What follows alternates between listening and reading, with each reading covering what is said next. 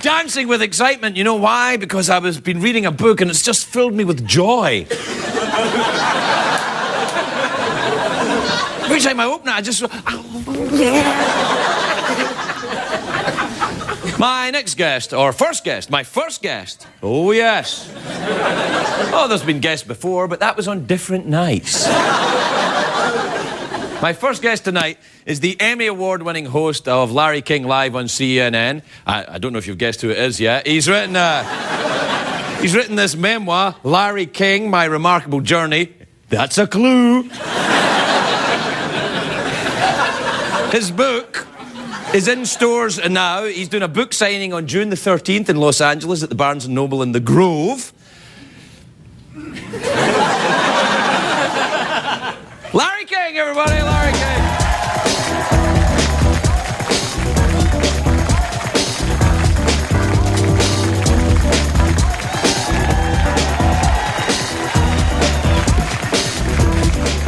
Come on, Larry.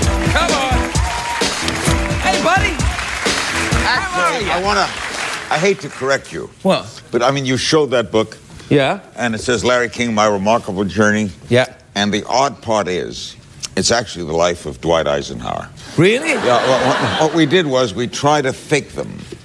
You know, because people might have forgotten Eisenhower, but I didn't. People, no, I don't think they will. Are there photographs in here of Eisenhower? Are there any photographs? No, there were no photographs. Yes, there are. Look, there's you and all your Michiganers, Nate and Al's. Come on. That's fine. Well, let me tell you something, Craig. First, you know, I've long been an admirer of yours. And me, you. I told you that at dinner. Do an homage to you on this show. We had dinner with the wife. The wife was there, and you were there. It was a great dinner. Yes. And I got to like you immediately. I think you're a terrific addition to the world of television. Letterman is smart to have you. Yeah, yeah. What are you up to?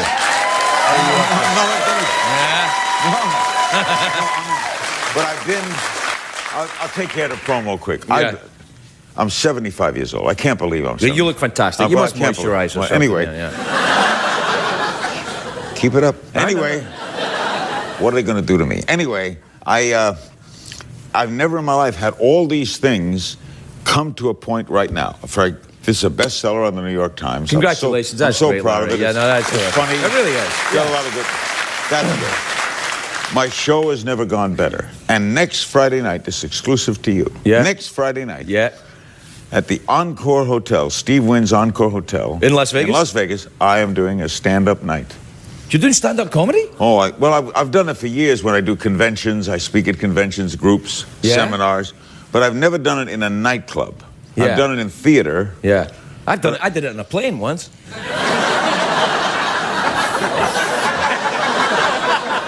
First class or rear? Anyway. I'll give you a clue. I'm European.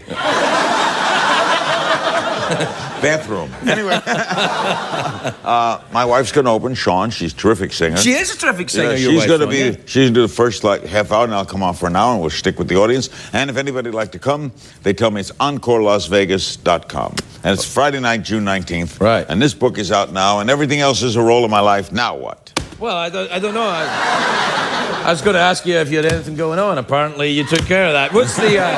Hey, you know who's always singing your praises when he's here? Rickles. Rickles loves you. I love Rickles. Well, I go back. We go back.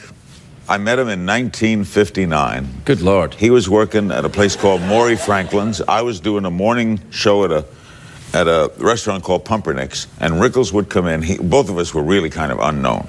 Right. And he would come in dressed as a busboy. He still dresses like that quite a lot. Yeah. And he'd walk through the crowd eating breakfast, and he'd say, You ordering butter? Are you nuts? Yeah, what are you ordering? It was great. One night I had him on with Lenny Bruce one day.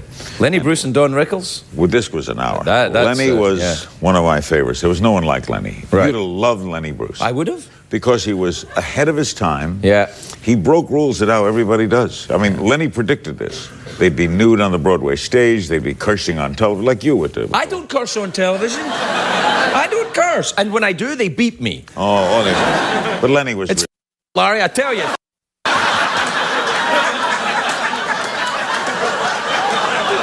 Anyway, Bruce and Rickles are on together. Yeah. And Bruce is wearing a prison uniform. Lenny Bruce in a prison uniform? Yeah, from Rayford. He said a friend of his sent it from the Rayford State Prison. Wow. And I said, why are you wearing this prison uniform? And he said, I like to go around wearing my prison uniform and ask cops directions. So, for example, I go to the corner and I say to the cop, how do I get to Collins Avenue 53rd? Now, the cop looks at me and he says, it's an escaped con. I got a great arrest. Nah. Why would an escaped con ask a cop for direction? Makes no sense. Wait a minute. How about a brilliant escape con who would ask a cop because the cop would think an escape con would not ask a cop. Right. And Rickles looked at him and said, Lenny, get a job. I love Rickles. No, he is. He's terrific. He's been here a lot? Oh, yeah, Rickles has been here a lot. And when he's here, I keep saying to him, can we have Larry on the show? And Don always says to me, he says, you make fun of him too much. And you should. And I said, we only make fun of you for two reasons. One, I only make fun of people I love, only. Michael Caine, Sean Connery, right? And the other thing is, I heard a rumor that it's one of those things you hear. It's probably what not did true. you hear? I heard you were a little bit farty, and that. I thought that was pretty funny. I thought it was funny, that's all. That's one of the worst lies I've ever heard. Wait, that's not a lie. I'm not that way. I don't do that. Well, you haven't. Wait a minute. Well, not that I've noticed. You haven't since you've been here. I did it once in Atlantic City. Hey, I did it once on a plane. In Coach. You can't do it anywhere else but Coach, that's really. Right, They don't allow it in first class. No, you can't do it in first class. So where are we going with this, Kerfoot? Well, what I said... Where are we going? Well, what I did... Well, we do this thing, and Rickles says, no, you can't do this. Well, we got the Larry King thing. Well, look, I'll show you what we do. Okay, let's see it. Larry King of the Jungle. Hey! Have you heard that, Justin Timberlake? I don't get it. No. I could make better music with my ass. Listen. Yeah. I just brought sexy back. That's just one of... That's...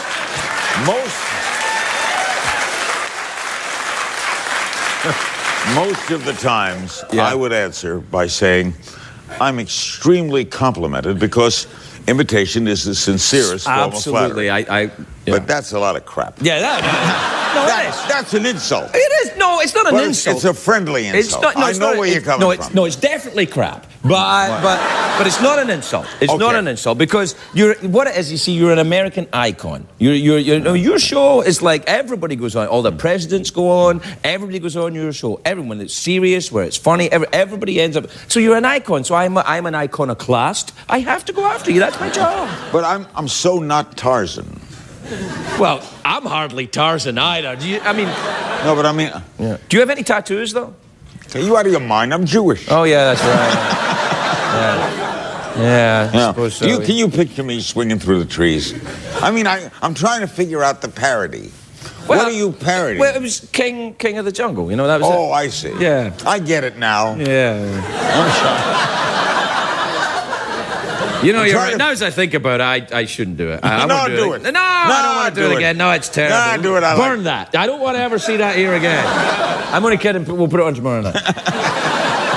Now, do you still go... You very famously go the Nate and Al's restaurant. Every morning with my friends from childhood. Still do that? It's a ritual, 7 days a week, no matter what's going on in the world, I go to Nate and Al's. Because I'm there with friends we grew up together. Is the food good New there? friends. It's terrific. It's a Jewish deli. Right. Well, that's how could it be bad? Good. Yeah. In fact, you go out of there, you eat enough, you go to Mount Sinai, and you wait for your number, and you get a heart attack. No, I'm only kidding. The food is really good. Yeah, no. But yes, when you can be with friends that you know from junior high school, Sid, Asher, new friends, Irwin, Michael. Yeah. Michael Irwin? No, Irwin, comma. Oh, so Michael Irwin isn't there. Because he's a good ball player, Michael Irwin. George Slaughter, great man. You know him? He produced Laugh-In. Oh, yeah. Oh, great show. Genius of comedy. Yeah. So we all gather every morning and we solve every problem known to man. We discuss baseball, we discuss soccer, we discuss You rules don't discuss soccer. Oh, really? we do. Soccer? Yeah, what we say is, It's a girls' game. No, no. Come on. I thought you would love soccer. No, I emigrated to get away from soccer. You know what I can't figure out about soccer? What? I mean, I love baseball's my favorite. Yeah, I like baseball. And you like cricket? No. Okay. No, You no. know, Albert Brooks had a great line about cricket. What did he say? Cricket is baseball on Valium. It's funny. I think it's gay baseball on Valium, actually. But soccer, the fans of soccer's the most popular sport in the world. Yes, I know. Yeah, All everybody fans loves it. attend soccer, but I've never been able to get the gauge of it. Kids love. But anyway, we sit at Nate and Al's and we solve all the problems. Today, we solved Iran. No, Enlighten us then. How's it gonna be fixed? then nothing's going to happen. Okay, fair enough. Now listen, this right now I've just written a memoir as well. You know, it's Coming out in September. It is, yeah. Who's publishing it? HarperCollins. Good. Is And that who did this? I got Harvey Weinstein. Harvey Weinstein. Yeah, he can have you killed. He's the one guy that's the guy in Hollywood. If he doesn't like you. I think he wants book 2. All right, yeah, but just be careful who you do business with. I'll tell you what bothered me. Here's what's bothered you sometimes. See the back of it? Can you get a close-up? that one over there. Okay. Get a close-up of this? Yeah, look at All right, that's me Yeah. kissing my little boy Chance, who is now 10. Wow. Okay? However... He's very small for 10. You should maybe take him to the doctor or something. He should probably look a bit older than that. You know what I'm saying is, what hurts me, I'll tell you what hurts me. Well, I wouldn't hurt you for Let the me world. tell you, not you. Oh, okay. People said, what a great little grandchild. Oh, that's right. That hurts. Yeah, I know. You shouldn't say it, but you do have. I mean, you've got quite a lot of kids, Larry. I got 3 grown and 2 and 1 adopted. I got 1 adopted, 2 natural, 4 natural, 1 adopted, and a stepchild. And as Rickles would say, that one in Honolulu. I don't know what. We gotta go. Larry King, everybody.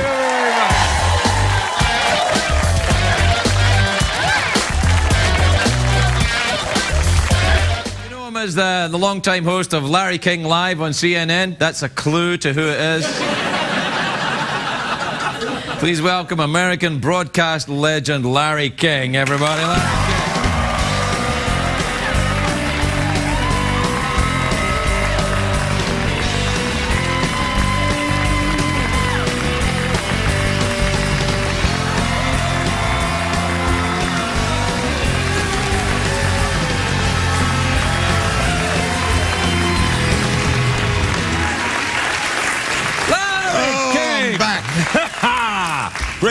Great audience. Really? Yeah. Okay, I guess. No, they're nice. They're a good audience. How are you, Larry? I haven't seen you since... Long time. Well, yeah, it's been a while, I watch you every night, though. This is really terrific. This show is sanctioned by the Mental Health Association. You are in another realm. You are different, man. There's something about you that you could last 25 years, too. That's the worst thing you ever said. But this No. You did 25 years in the Larry King. I've been in broadcasting 53 years. I started in 1957. Wow. Were you in Regis? Regis is older than me. Regis started about the same time. He started in San Diego. And you were in Miami, right? Miami. Yeah, that's when you were doing stuff with all those guys and that thing, you know. I knew a few of those guys. Yeah. That's what I'm saying. I did a favor for one of them one night. Uh-oh. Oh, yeah, this is a true story. I did a benefit for a guy named Boom Boom Giorno. And you do a favor for a guy called Boom Boom? No, it was for the Boys Town of Italy. Okay. And at the end of the evening, I was the MC. Boom Boom was walking me to my car, and he says, you did a good job, kid. I says, thanks, Boom Boom. He said, listen, when I talk to the guys, we owe you a favor. I says, Boom Boom, I don't need any favors. He says, we don't like to owe favors. Oh. So I said, you don't like to owe favors? No, we don't like to owe favors. What can we do for you? I said, well, what do you got in mind? He said, 5 words. You'll never hear those 5 words. This people will never hear those 5 words. He said, got anybody you don't like? Do you have a number for Boom Boom? Tell you the truth, the first thing you think of, if that's ever said to you by a member of the mafia, is names. Yeah, I know. Yeah, I thought of the I thought of a couple right there. I thought of the general manager at Channel 4 where I was working. I saved his life that night. Yeah? And finally, he said, well, we got to do something for you. So I said, okay, you like horse racing? I said, yeah. He says, okay, we'll be in touch. And I get a call one morning. A strange voice just said, apple tree in the 3rd today at Hialeah. Oh. Ooh. So I took all the money I had. I go out to Hialeah, put it all on apple tree. Horses are going in the gate. I said to myself, there were 3 sure things in life. Death, taxes, and apple tree. I didn't know you liked the horse racing. If I knew, I would have. Who's out the door? Come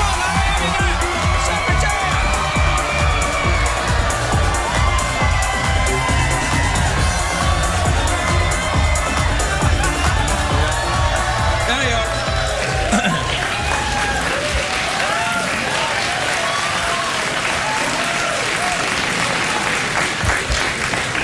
See, that's sick. That's part of the illness. It's what I do here to try and break the monotony. When you pitch this show to the suits upstairs, I didn't do any of that. no one pitched it. No, I never happened like that. Well, there was Craig Kilborn was here and he was doing the show. It was a great show, a good show, and then I came along and ruined it. No, but did you see? I got an idea. I'm going to have a coffee cup.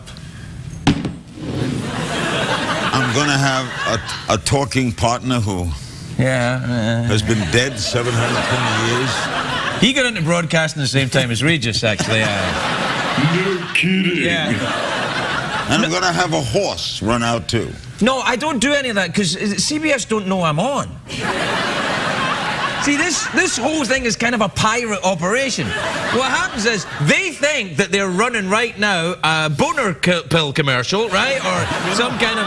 That's true. Yeah, they don't know I'm here. Network officials... They don't know. They don't know that Tim Conway was on my radio show once. Right. And he bet me that he and I could schedule a pilot at NBC without them knowing it. They would take it right now, Larry, I tell you. We called up. We scheduled a pilot on the phone. We went down that day. They had a studio for us. They had cameramen. And they said, okay, what do you guys need for your pilot? We had no pilot. Oh. So it's possible that CBS does not know this show is on. No, it's not a joke, Larry. They don't know I'm here. When they find out, they're going to be mad. Someone said the other day, did Larry King Live leave our network?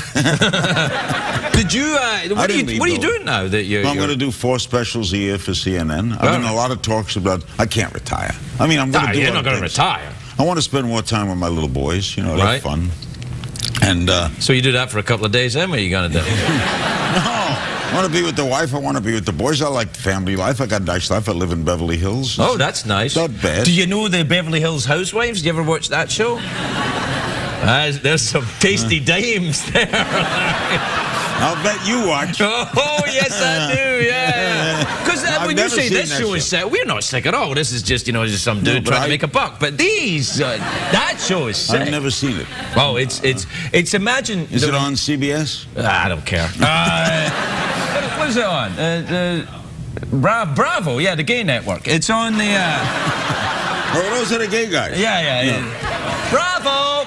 Bravo to you for that belt. But no, imagine, because you're part of the community of Beverly Hills, aren't you? Yeah. Well, but you've probably seen those girls around. Well, there's a lot of housewives in Beverly Hills. Oh, come on.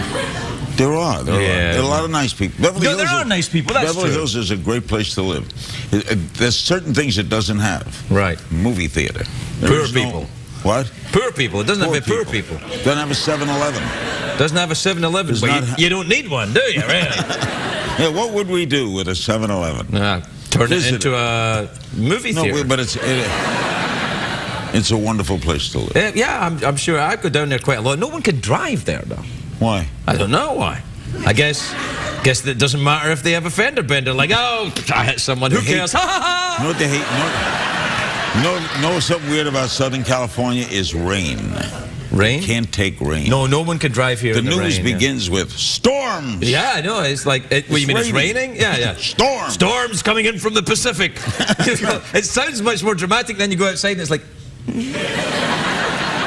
That's gay rain, by the way. Maybe I'll do that. Maybe I'll be a weatherman. No, Larry. Oh, that must be man. fun. Come on, man. Just stand with a stick and No, you have point. to change your name to something weathery, like Stormy King or something like that. Stormy King. Yeah, Foggy King. How'd you like to be the weatherman in Hawaii?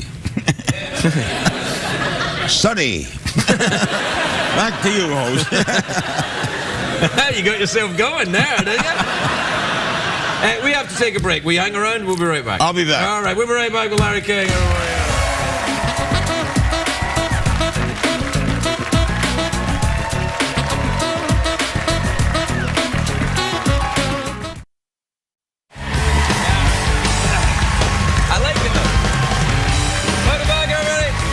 Welcome back. I'm here with Larry We were King. talking about this power bracelet. Yeah, what is that? The balance bracelet? It's either one of the great gimmicks of all time. Right. My boys have it, my two boys.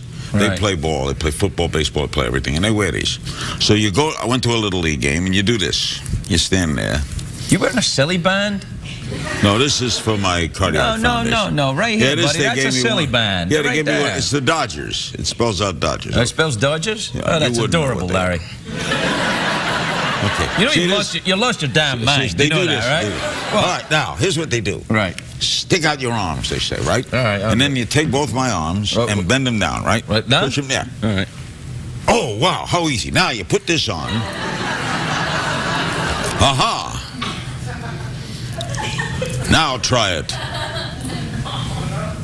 Oh. I'm playing along here, you know. That's how they sell them. Yeah, I guess. It's a power bracelet. So do you go in for all that mysticism? Do you like to have crystals in your pants and all that kind of thing?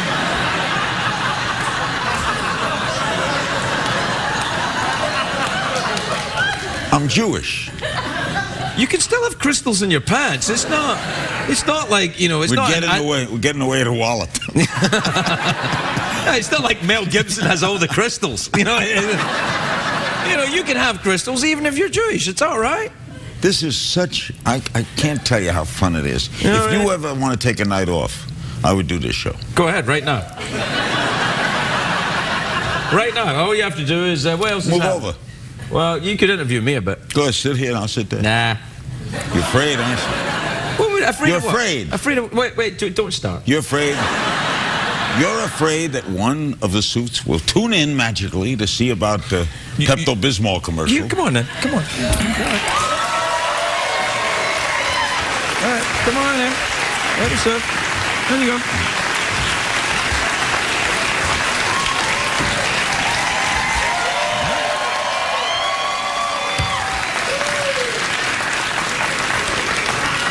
We have a great Let me tell you about my movie. We have a great guest tonight, Craig Ferguson, one of the classic late-night entertainers. Do you miss Scotland?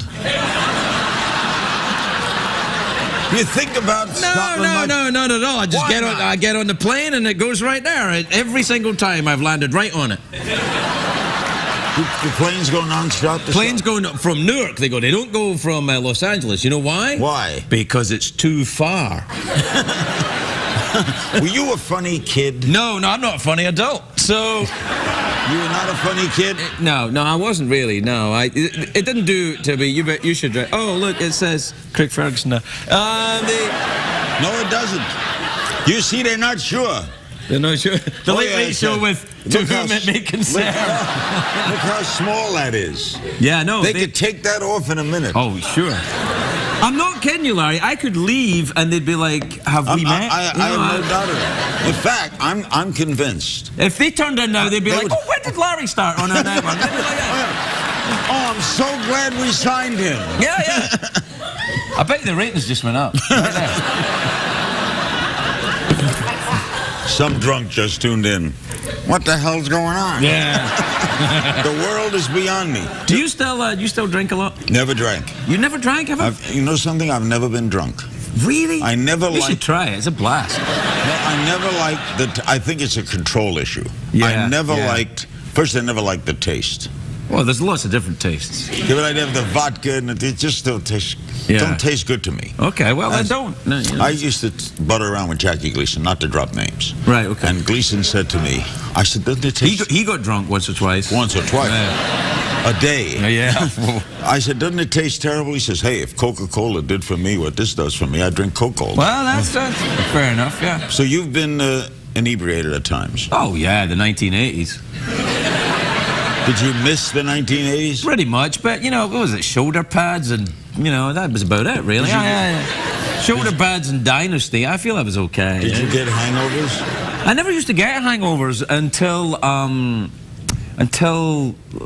I stopped drinking. In other words, I mean, I kind of get them now. I think it's part of getting older. I mean, I haven't had a drink in nearly 20 years, but How old are you? I'm 48.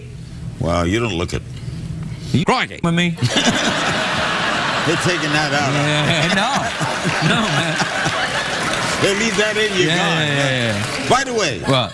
do Scotchmen drink Scotch? All the time, man. Is that yeah. their favorite drink? Yeah, no, it's called Scotch because it's popular in the country of Scotland. And you know what, even the first time I tried, I never told anybody this, let me tell you this. Tell me, the first time, you're good at this. Yeah. The first time I ever tried to get sober, I was about 25, right? And I thought I'll go away to an island off the coast of Scotland, an island called Islay, right? Islay has more whiskey distilleries per square mile than anywhere else on earth. And all they want to do is say, here, try the whiskey, it's free. It's nobody could get sober on Islay. And I stayed sober for, man, an hour and a half, two. There really is such a place? Oh yeah, it's a magical kingdom known as Islay, and they make very nice whiskies. If you're looking for whiskey, that's where you should go. Did you ever try things rougher than whiskey? Cocaine? Now, what is that like? Now, Lenny Bruce used to say there has to be something good about it. About cocaine? Yeah, but why do so The many only thing I people... liked about cocaine, in all honesty, was that it let you drink more. I swear. I mean, I tried taking it once, you know, without alcohol around. I was like, this is just turns you into a jerk. I thought you can't mix the two. Oh, bless you. No, I really thought that. No. You're a good guest. You're really good at hosting. You should do it. Yeah. This could be my ticket out of the stuff. But no, the reason why I took it was because I didn't black out when I was drinking and doing coke. But coke's illegal, so I would never do it. Did you ever try anything else with the two of them? What, you mean heroin? You couldn't do coke, heroin, and liquor. Bless you.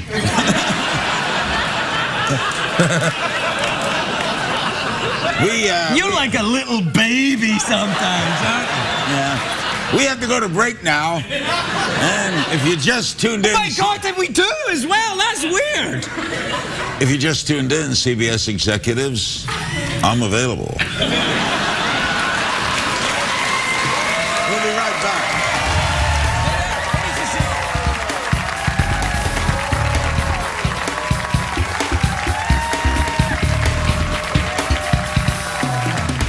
What did we learn on the show tonight, Greg?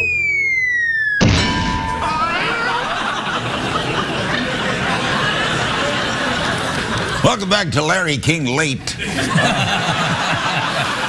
Our apologies, by the way, to Sharon Woodward, who was scheduled to be a guest tonight and who now hates me. No. Shannon Woodward. Oh, I'm sorry. Our apologies to Shannon Woodward. We'll have her back soon. Yeah, it would never have happened if I was sitting behind the desk, Shannon. Wait a minute. You're blaming me for this? Okay, you're the one sitting behind the desk. The buck stops there, mister. Let's talk about gray hair. Did it come early? Downstairs it did, yeah. But that part of me was working harder than the upstairs part. Couple of other things I'm fascinated about you. When they hired you, how did they tell you? How did they say? Did one of the suits call? Who called and said, we want you?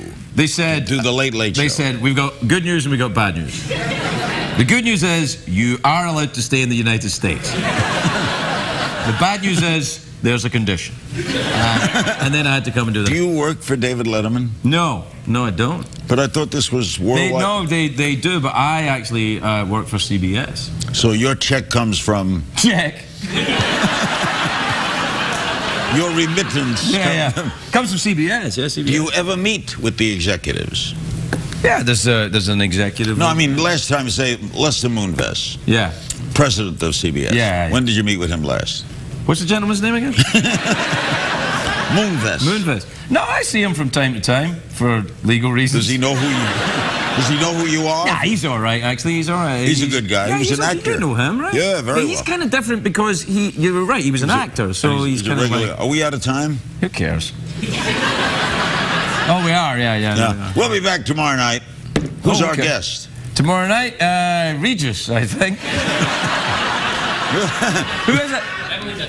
Emily Deschanel. Well, she's on the Bones show. You ever watch the Bones show? Hey. That's a good guest. I'd love interviewing her, so you can take off. All right. Night, everybody. Good night, everybody.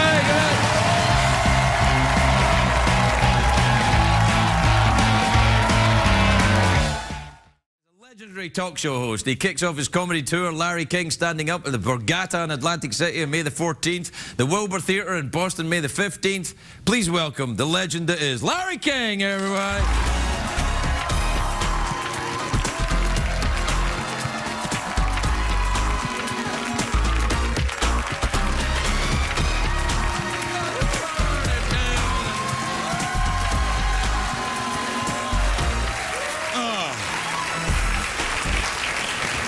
What the hell, Larry? I thought you were retiring. I see you every damn week. I'm sorry to interrupt. Sorry to interrupt your monologue. Oh, well, yeah. Jeez, I've been waiting there for hours. Oh, come on, man. I was on your show. You keep talking. You take calls before. It's good to be back. Oh, thanks, man. This is a fun show to do. Oh, yeah. You're a great host. Crikey! With me, aren't you? And if they leave that in, you were a great host. Hey, what's that, by the way? Are you... This is for my cardiac fund. We have the Larry King cardiac fund. I had a heart attack You had a heart attack? 22 years ago. Really? Then I had bypass surgery. And I found out that a lot of people aren't covered by insurance. Really? And we try to help them. And You give them money for their my heart wife is, operations? Oh, yeah. My wife is chairman. My son, Larry Jr., is president. We have a gala every year this Saturday night. We have one in Washington. You're having a gala? Oh, yeah, we have entertainment. And what we have is, this Saturday night, we're bringing back a bunch of patients that we've helped over the years. Oh, that's very nice. Yeah, no, So we that's do heart surgery. We do all sorts of procedures. Yeah, It's you very- don't get involved in the actual surgery, though, do you, Larry? You don't. You don't get in there and let me just have a go. I'll do. No, you don't get in. Well, just once. Or do you? Yeah. But you're all right now, right? Yeah, I'm fine. Yeah. What's this week? Why are you? I thought you were retiring. You're not retiring at all. Well, You're working more. It was a semi-retirement. Yeah. In other words, I retired, but I couldn't retire. You can't retire. What am I going to do? Well, you got your bagel store in Holly. You've been tweeting about it all the time. Got my bagel store, opened up my bagel store. Come and get bagels, everybody. I'm Well, like, first knock of it all, off, Larry. Stop. Just stop. Oh, man. Oh, What? hold on. Did you bring me any bagels? No, we didn't bring them tonight. They're the Don't stop. They're the best bagels you ever ate. You know why? Why? Because they're New York bagels right here in L.A. Well, how can you do that? We are able, this company is able to make the water. Make water? They make water. Now you really are. Crikey! They make water the same as New York, which is the best tap water in the world. So they say Oh. in New York. No. All right, all right. You ever tasted better pizza in New York? No, Better bagel? No. No, I tell you, the first town I ever lived in America, New York City, and the pizza, the bagels, the smell of It's pee-pee, I because love of it the all. water. It's the story of the water, and we're able to make the water, and I'm their spokesperson. Oh, and in right. return for that, I have a little bit of the company and a major part of the franchise on South Beverly Drive here. Do you, We've been packed every day. you get free People bagels? love the bagels. Well, I like to pay. Are we still talking about bagels? I'm a strange Jewish person. I like to pay. No, I like my bagels. Yeah. I like that, and I'm a bagel person. You like bagels, sir? I love bagels. If you don't like bagels, There's something get out of about it. here, I say. There's something about it. I like Something it. You know, I like bagels that are so fat they're hole closed. You know what I mean? When they're Now, what are you talking about? I'm just saying. I like when the bagels are. You know when the bagel's so fat you can't even get your finger down through the middle there. That's when you got a bagel. I want to tell you something. Ah. This is the strangest show. Yeah. in the history of television. You bet. And you've been doing this is sixth season, Sixth right? season, yeah. And the weird part of that is that the CBS people, as we discussed, they don't know. They have no idea I'm on air. They think I'm doing some kind of Just for NCIS thing or Just something. for myself. I called up Yeah. and said, what time is the Ferguson show? Yeah. They said, the what? Yeah. They have no idea. They think it goes David Letterman, ShamWow commercial, Good Morning CBS, Whatever. or whatever the show is. So when you get your check, Check!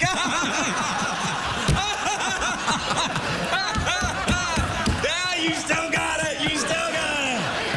Hey, now listen, let's talk about... You know what? The job I wanted was your show, the one at CNN, but they give it to an English guy. Story of my life. They give this guy coming on from the Grape and nice Pond guy. Mustard guy. like I never met him. at all. You rate him? Is he all I right? like him. He's very nice. Yeah, okay. Piers, is he? What do you think? I don't like him? I do think like you're being politically, careful. I think what you're doing. What do you want me to not like him? First of all, I like to see people do well. You are lying. You can't be in show business. Why would you be mad? I'm not mad. I think it would be a For great example, job. here's something I've never understood. What? Movie people. Yeah. They don't like other movies to do well. No, they Notice don't. Columbia got a movie open. They don't want the Sony movie to do well. That's right. But they place trailers in the movie theater while that movie's showing the Columbia movie. Yeah.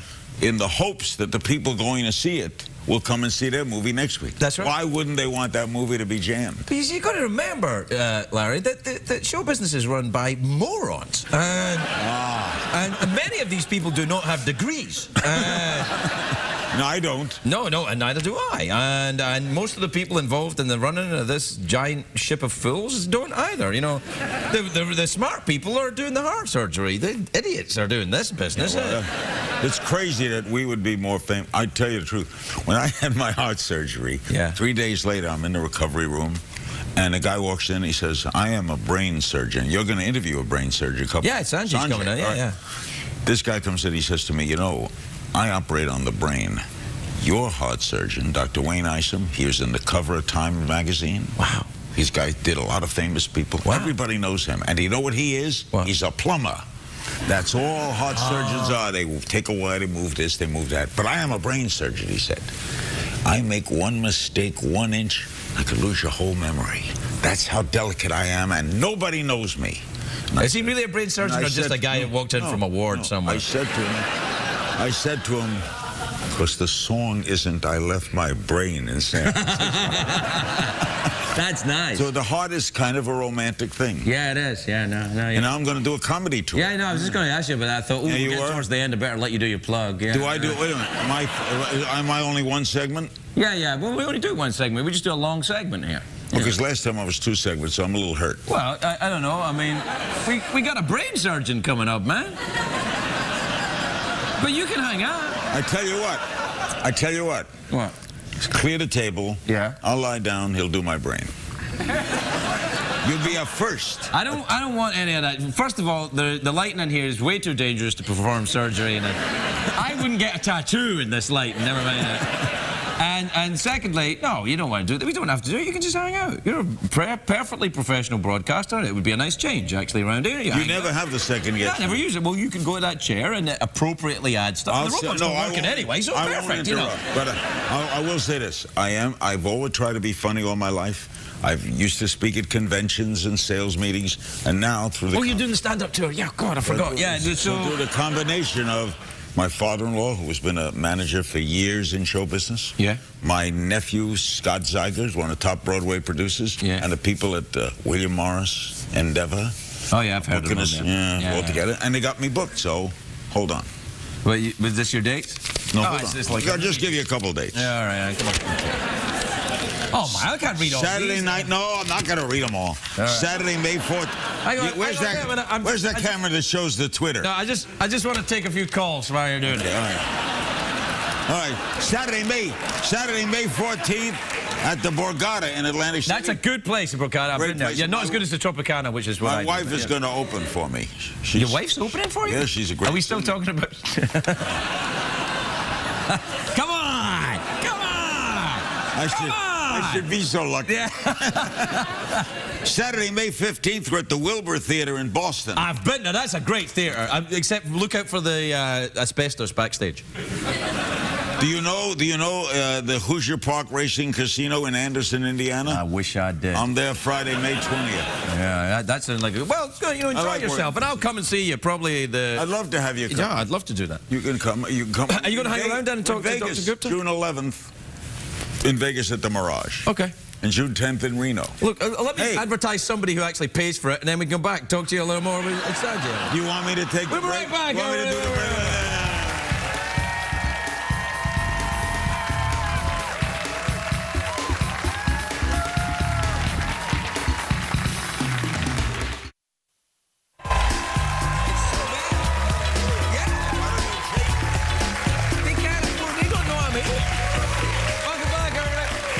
Welcome back to the Late Late Show with Larry King, special guest me. Nice having you back. Thanks very much. What's happened is that, as luck would have it, on the very night the robot broke down, a legend of broadcasting happened to be here. Could you stand over where the robot is? No, you don't have to. You don't have to. Yeah, yes. Get serious. You got a great guest. Yeah, I know. I'm gone. All right. Yeah, well, let me introduce the guest. Don't. Go ahead. Don't. Oh. He hurts me when you're not here. My next guest is CNN's chief medical correspondent. His show, Sanjay Gupta, MD, airs Saturday and Sunday mornings on CNN. Please welcome very talented Dr. Sanjay Gupta, everybody.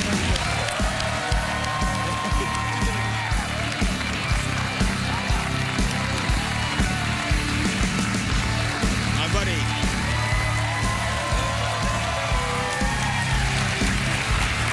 Dr. Gupta. You guys know each other, don't you, from the CNN? Wow, we've worked together for years. One of my favorites. Really? Whenever we had a medical crisis, bam, Sanjay was our chief guest. In fact, we're doing a special on Alzheimer's on May 1st. He'll be one of the guests. I forgot about that. All right, it's all right. No, man, no, I know you. Never do that. Never do that to him. Don't do that to me. Now listen, are you a brain surgeon or a heart surgeon? I'm a brain surgeon. Brain surgeon. Why'd yeah. you move the snake closer to me when you asked that? Well, yeah. Are you a brain surgeon or a heart surgeon? So, what now? Is that true? Do brain surgeons think of? Is Larry right? Do brain surgeons think of heart surgeons as plumbers and Well, you know, I mean, there's good sort of camaraderie and back and forth in the hospitals for sure. Yeah, I mean, you know, people think of the brain as sort of the seat of the soul. Right. And, the heart, you know, is basically just a big pump. Well, that's what you think. Yeah. Larry thinks that the heart is a romantic organ. I think they're both large, muscle tissue masses, and they have no romantic connection or soul connection at all. Really? I think your soul is somewhere else, probably in your pants or something. Maybe not in your pants, but the robot's not working. You could transplant the heart, you can't transplant the brain. Well, not yet, but that will come. It could happen, yeah. Do you think that would happen one day? I think it'd be very hard, very hard. So it's it's very intricate, and there's lots Well, it's of not easy connections. to transplant a heart either, though. Actually, it's not that hard. Really? Just got a couple of big blood vessels, you sew them in. People say it's easier to transplant a heart than actually doing heart bypass surgery. Really? Yeah, because you're sewing in big blood vessels when you do a heart transplant. Right. Yeah. This is a different game you're in, though, really, to me. I tell jokes to that guy. Yeah. So listen, I follow you on the Twitter. You're big on the Twitter, and Craigie Ferg. And I've been watching you. You were in Japan. Yep. Right now, how are things over there? You know, it's a disaster. Oh, I know that, absolutely. I mean, I come back from these places, and I just, not to sound trite, but I mean, how good do we have it, right? I mean, of course, people living on the northeast coast there, they were completely slammed by the tsunami, obviously. Were you up near the reactor there? Yeah, we were as, before the whole concern about the reactor, so we were about 30 kilometers away. Right. And then the concern started, and they started moving people further and further away. But yeah, I mean, the nuclear fears continue now, so many weeks later. This is a country, and people sort of know this, but this is a country that has a very antagonistic relationship with radiation. I mean, people lived through the bombs over there, and the country is older. So to build that nuclear facility was a big deal in Japan. People did not want it, and now this is just in many ways going to confirm those awful fears. Now, I have not really got an idea of the size or scale of this problem. Is it similar to Chernobyl? Is it that bad? Is it? Well, it's interesting because they have a scale of 1 to 7. Chernobyl was a 7. They're saying this is is a 6. Wow. And, but it could rise to the level of Chernobyl if it continues to get worse. I mean, things aren't under control as of yet. So, and I'm amazed by little things. You know, like, you know, the other day we heard that these workers who are basically the last line of defense between this plant and the rest of Japan. Right. They were walking in this radioactive water, and 2 of the guys, their boots were so low that the water seeped in, and the 3rd guy had higher boots, so he wasn't affected by it. It's amazing to me they don't have adequate protection. I mean, these guys are, you know, doing amazing work. You know, they're Why don't they have adequate protection? I don't know. It's been a bizarre thing. You know, we weren't getting adequate information. We've come to find out these guys aren't being adequately protected. Yeah. And yet everyone, I mean, the whole world's paying attention to this. How do you deal with it when you come back from something like that? And how do you decompress when you go to Larry's bagel store or something like that? Yeah. I mean, because you can't walk around, like, you're a doctor, so I guess you have to disengage at some point from the drama of what you're doing, because it's nearly all big drama with you all the time, isn't it? Yeah. You know, it was hard. You know, we were on a very rare vacation when this earthquake happened. We haven't taken a family vacation in a couple of years. We finally got away for a kid's spring break, and 30 hours literally into the vacation is when the earthquake happened. Right. And my wife just looked at me and she said, "You're going to go, aren't you?" And 3 hours later, I was gone. You know, so we're used to this sort of thing. I think, you know, it's interesting, Craig. Larry's had a couple of wives that have said to him, "You're going to go, aren't you?" Just saying, Larry. Just filling the folks in a little bit of history, is what I'm saying. I want to tell you something. I was amazed because these past 3 minutes have been the most serious 3 minutes in 6 years. It's a serious subject. I was listening very Well, and you were very good. You asked good questions. So why do you go off tangent like that? Oh, coming from you, that is great. Really, the man who stays on topic all the time. I've seen you ask a guest about their groceries. Or maybe that was me, I don't know. Did you guys, well, so do you work together now, or do you work with the other guy now? Huh? You know, with Piers Morgan. Yeah, no, I work with Piers too, but I worked with Larry for a long time, and we had some fun shows. Are you going on the road together doing stand-up I'd be happy to, Larry. He's funny. I'm a funny guy sometimes. Yeah.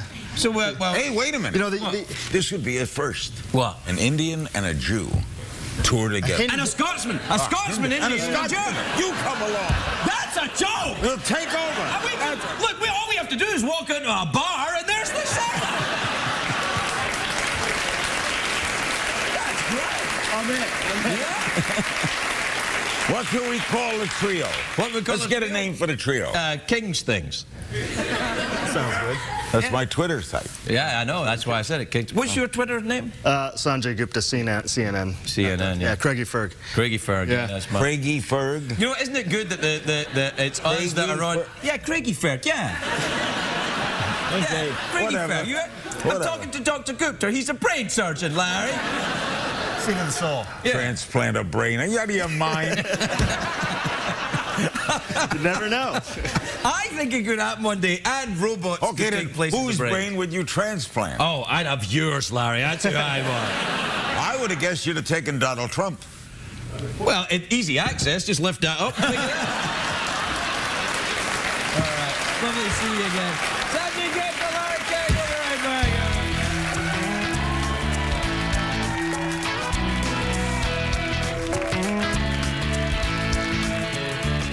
What did we learn on the show tonight, Greg?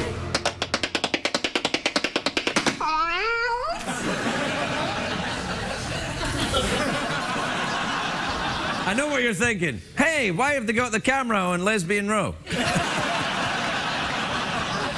You gonna take that? Nah, listen, so, a Scotsman, an Indian, and a Jew. I think that would work, actually. Don't you think it would work? Do you know one about two Scotsmen came walking out of a bar? No. Could happen. Now, listen, now here's the thing. Here's the thing. Should I be offended by that? People get very offended. All right, then. Okay. You got a brain surgeon sitting Yeah, here. brain surgeon. Respect. Yeah. Should I then, doctor, be offended? Be offended? Yeah. Absolutely not. Do you get offended by Indian jokes? Yes. Where do you hear Indian jokes? Yeah, there's no What? Indian jokes. Never Not, heard not round here, I tell you that for nothing. Yeah. Well, we're done. Larry, you want to... Who's on tomorrow night, Craig? who gives a... Tootsie Fruits. tell you. They leave it at... Oh, it's a good... Oh, actually, wow. That's a movie. It's Matthew McConaughey tomorrow night. Look at that. it's great. Yeah. He's great. He is actually good. You know, which... then we got a full week of guests. Look, everybody, remember this. CBS cares. Am I right, fellas? They don't. Uh-oh. All right, get on. My first guest tonight is a legendary talk show host. He's got a new book out. It's called Truth Be Told in stores now, and his special Harry Potter, the final chapter. I didn't know he was in Harry Potter. Oh, he's interviewing the Harry Potters. All right, he interviews the Harry Potters, and it airs on July the 10th on CNN. Please welcome my friend. He is Mishpuka around here. Larry King, everybody. Larry.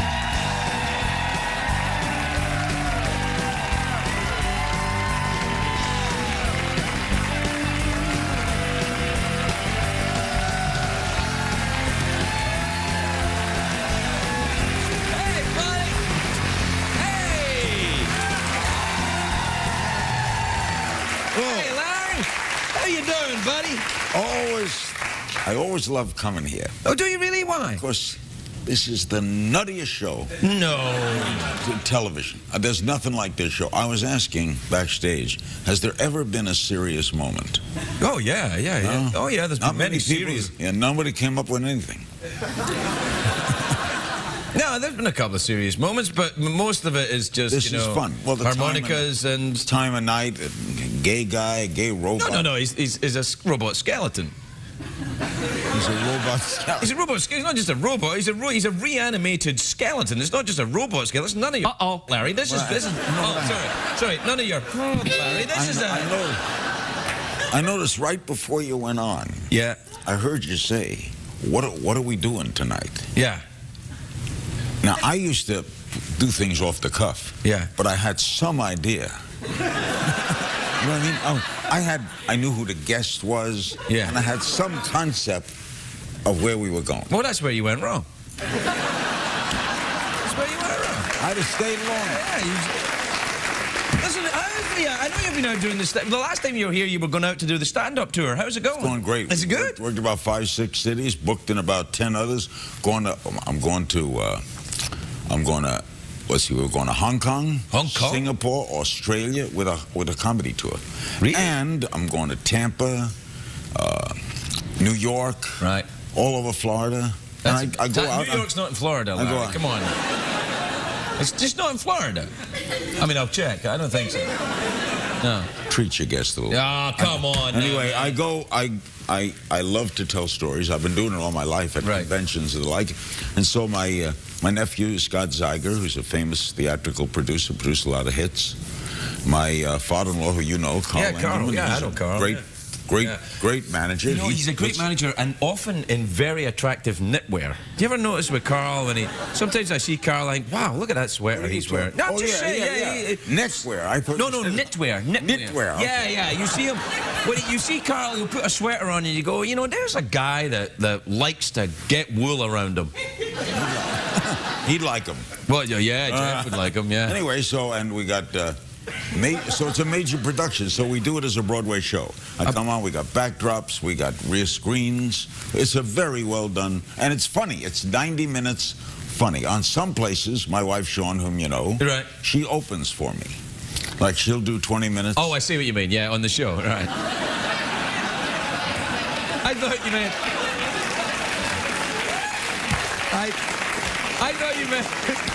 I thought you meant if you were particularly good on stage that night. Now you're really talking about the past. So listen, tell me about the book. No, first tell me about the Harry Potter. No, I'll get to the book in a minute. Never mind the book. I got a lot of things. No, the Harry Potters. What's going on? You're in the Harry Potter movie? We do 4 specials a year. Right. First one we did was on Alzheimer's disease. Right. This one on July 10th we got access to all the filming of the last Harry Potter. We got access to the major stars. And so on July 10th, we are going to show you an hour special on the making of what will be the final Harry Potter. Oh, right. The picture opens on July 15th. I know, because I have a picture opening that day as well. Yeah. You have a movie? Yeah, Winnie the Pooh. Are you in Winnie the Pooh? I'm in Winnie the Pooh. I play Owl, yeah. You're a voice. Yeah. You, Yeah, Craig Ferguson, yeah, me, yeah. are opening against Harry Potter. That's right. You're going down, bespectacled wizard. Okay, what's the betting on who does better financially? I think it's got to be Winnie the Pooh, man. I mean, yeah, no, you like Harry Potter. It's okay, but it's kind of run its course, you know. Whereas Winnie the Pooh, that's been going about 100 years too. So yeah. No, I saw the last film of Harry. Yeah, you haven't seen Winnie the Pooh though, man. It's awesome. They get caught down a hole and they have to get out. Who do you play? Who do you play? I play Owl. I play Owl. Oh, I play the Owl. wise old owl. Yeah, you know. Yeah, you know, that's fun. I was in Shrek and Billy Crystal's B-movie. The funniest thing, the best things to do are voiceovers. Weren't you in Ghostbusters? You were in Ghostbusters. Oh, first Ghostbusters. Yeah, that was the great. first thing shot.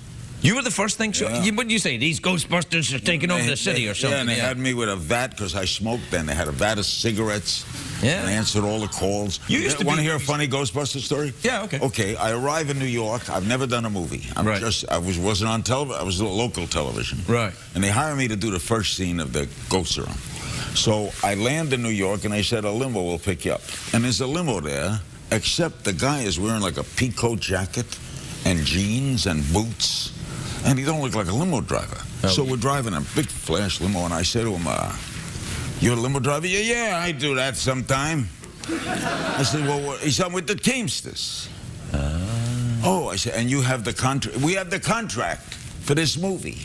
Everything that moves in this movie, we move. We're the Teamsters. So I said to him, well, supposing I were doing a movie in New York, and I didn't use you. And he turned around and went, No, you wouldn't be doing a movie in New York. That's right. Yeah. They ran things. Yeah. Did you ever meet Jimmy Hoffa? Interviewed him twice. Did you really? Before he went to jail Yeah. and after he got out of jail. Yeah. Where is he now? It's a fair question. It's a fair question. He'd be a great guest. Yeah, this is the kind of show you go on if you're Jimmy amazing Hoffa. about Stay under the radar a little bit. Jimmy had an amazing memory. Jimmy could go around this audience. I'm not kidding. Yeah. Get the name of everybody. Be here an hour and remember the name of everybody. Jimmy was a tough guy. Yeah, no, He I had believe everything you want in a guest. He had passion. Yeah. He had the ability to put you in a truck. He really Put you in a truck? He was a teamster. Yeah, Larry. He was a teamster. Yeah, I get so he's he a could put teamster, you in a... but look, let me tell you something. When I book a guest on the show, I'm like, do they have the ability to put me in a truck? Because if they don't, I don't really want to talk to them. If I were a truck driver, Yeah, if you and were- I could describe to you the feeling of being a teamster, that would make me interesting. Don't you get it? Hey! Come on, get it? man. I'm trying. I'm Okay, trying. he could put you in a truck. All right. And another thing he had was passion, which you like in a guest. He could passionately put you in a truck. He could Get in pa- that truck. The one thing he didn't have that you like in a guest was a sense of humor. Jimmy No sense of humor? did not have a great sense of humor.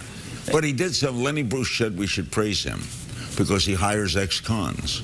Oh. You know, they say we should hire people who get out of prison. Jimmy, Yeah, we do around here. Jimmy Many hired. of the audience tonight are on their He hired work release. All right, we got to take a break. We got to take a break. You want to throw it a commercial? You can do that. Yeah, go ahead. Hey, we'll be right back with more of Craig Ferguson, the robot, a great audience, and other surprises coming. Don't touch the dial.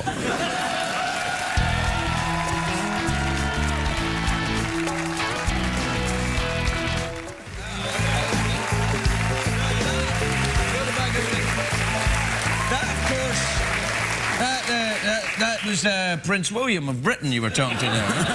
Hey, he recently got married. He got that part when he got that part when he was 11. Yeah. Now he's going to be 22. Yeah. But he did Equus. Yeah, no, that's the naked horse. Yeah, play. and then I saw... That is, it's a naked horse. I know. Yeah. Your eyes kind of floated. Oh, I was like, naked horse. He also is on Broadway doing How to Succeed in Business. Yeah. He's fantastic. Is he good? Yeah, He sings, he dances, he Well, jumps don't around. applaud that. I haven't seen Yes. it. I don't know if you're telling the truth. I'm telling you, he has a great American accent. Does he Then really? you go backstage. Oh, blimey! You know, That's good, Larry. Do that again. Do it again. Come on. oh, blimey! Wow, that's awesome. Oh, I got to show you something. Well, You take one of these, just one. Just put it in your mouth for a minute. Not all three. Okay, put all three. Hold it in your mouth for about a minute. Then you got to swallow them all. holy crap! Oh, That's how you get just one at a time. One at a time. If you don't see him again. If I swallow them all, then I'll, my fartiness will be minty. Crikey dingo. You got to swallow them. Well, wait. Hang on. You see what you did there? What you did there? You went for the laugh. You didn't Hang let on, me there's finish. one bread in there. All you do is take one. Yeah. You let it dissolve in your mouth for a minute, and then you swallow it, and you have great breath for 4 hours. You will have great breath for 4 years. Yeah, well, I like to build it up. Quickly, let's get to the book, because we've done your mints, your show, your bagel store. What? Are you putting me down? I'm not putting you down, man. I would never put you down. You're the governor as far as I'm concerned. I know. The governor. You know You're what in that means? this book. You know what that means? You know how to say blimey, right? Blimey! Right, well, blimey, you're the governor. All right. I wish, why, when people are with British people, they start to talk British? Like Madonna? No, when I'm around a British person, I find that I start to talk British. Are you doing it now? No. Yes, I guess I am. You know, whenever I talk to Regis Philbin, he starts talking to me in a Pakistani accent because he thinks it sounds Scottish. In his mind, he's sounding Scottish. He goes, "Oh, Craig, it's very nice to see you." In his mind, it's Scottish. Which is why he's leaving too. Yeah, that's right. No, this is a wonderful book. Yeah, is this a book about you? And look at the back stuff? cover. Look at it. Look, you want to see a great back cover? This is that's the cast of Harry Potter there, is it? That's Chance on the left, baseball camp. That's me. That's Cannon the comedian, and that's your wife. Wife, who you know. Yeah, no, that's right. So there you go. In fact, I think you knew her before I knew her. I don't know what you're saying, man. You knew my father-in-law? Yeah. You knew her? Yeah. You can tell me, Craig. No, man. You tell me. Don't be ridiculous. You can tell me. No, we're friends. Oh. We're friends. No, friends. You know, we'd go and get a water bagel together. No, I mean, we met, but I didn't know her. We just met. No, it's Carl that I know, her father. Because he was, I was working at the time in in a prison, and Carl was there too. You worked in a prison? No, well, kind of. Let's go with it. You entertained in a prison? I did. I entertained gentlemen callers in a prison. And, so I met Jeff. All right, listen, we're out of time. Thanks for the breath mints, Larry. Larry King, everybody.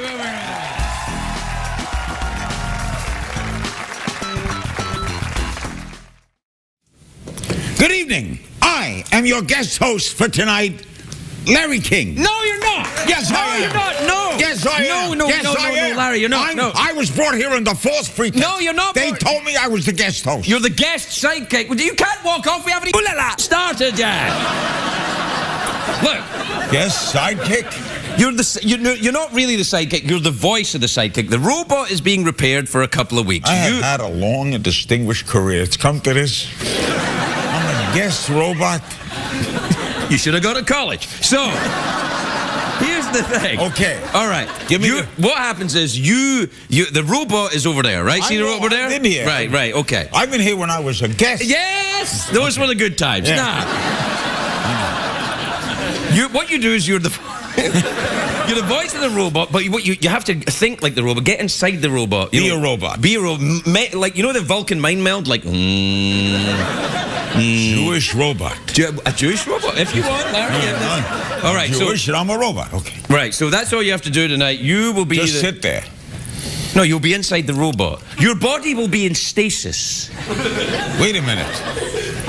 You're putting me in him. Well, maybe you could do it yourself, Larry.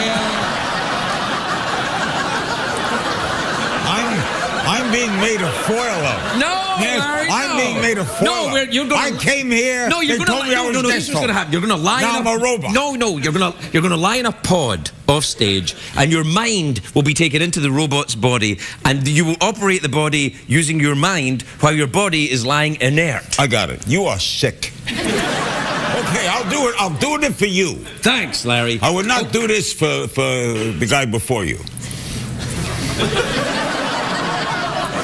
Sorry, sign Well, your check. he has a living sidekick, though, Larry.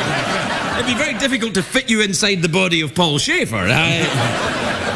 Thank Although God. I think, All right. I think Paul might enjoy it. But Do then, I look, go- anyway, look. All right. The main thing, go off stage, go into your pod, and let your mind float into the robot's I'm body. going to my pod. Tonight, the robot will be Larry King. The truth is, there's no shortcut to becoming a great public speaker. It takes years and years of practice. That's why Larry King is so good. Nobody has more experience than he does. No one except perhaps the guy who gives toasts at his weddings. Am I right, Larry King Jeff? Am I right about that, buddy? Hey, what the hell? Hey. Now you've developed a fear of public speaking?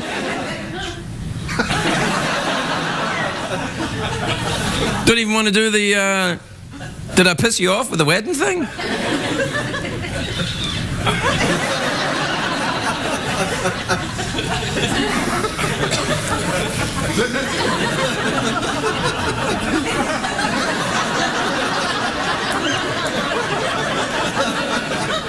Join us after the break when Larry King Jeff will hopefully be working again, everybody.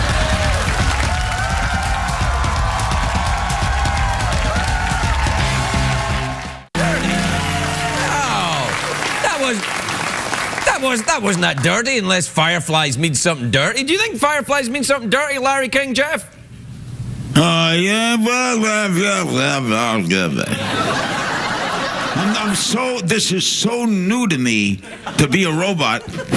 I have my own harmonica. I don't know how to play harmonica. Well, try. This is, of all the things I've done in this business, Craig, this is really the weirdest. There's an air conditioning blowing directly on top of my head. No, that's your body's head you're thinking about But there. I like the tube. I like being in the inner tube. I like the feeling in here. It's very... Yeah, but very close. but your mind is now in the robot, Larry King Jeff. You must try to think like a robot. I must... Yes. Okay, Craig. I will think No, like... I didn't say think like a robot who has poor command of the English language. I just meant think like a robot. You know, Okay, how would a robot think? Well, you know, rationally. Think rationally. Don't think with your rational penis. robot. What? You want me to be a rational robot? Yeah. Imagine you're Mitt Romney or something like that. Good. All right. First, I have to tie my dogs to the top of my car, which is what he did, by the way. He did that, did he? He drove once. It's true. He drove once. That's true. He drove once. He drove to Canada.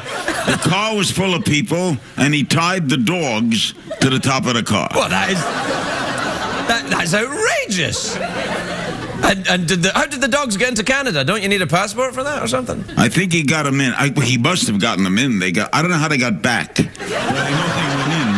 That's the truth. You're laughing. It's a true story. I don't know if they got back. Did they ever get back, the dogs? Maybe they blew off the top of the car. What kind of dogs were they? How the hell do I know? All right. This is awesome. This show's never been better. Hey, what time is it, Larry King? It's time for the emails. Yeah, that's right. Play the thing. Euro crashes and Euro litter. Get on the dance floor and shake your Twitter. Bum. Check the tweets. Plus email. Plus the emails. All right. This is from Shauna in Manchester, New Hampshire. You ever been to Manchester, New Hampshire? Yes. Does that shock you? I was there for the primaries in about 12 years ago. I walked the streets of Manchester when I was a human. when I was a normal Jew just walking the streets. I was not a robot. This is either the worst or best idea I've ever had in my life. Anyway, look here.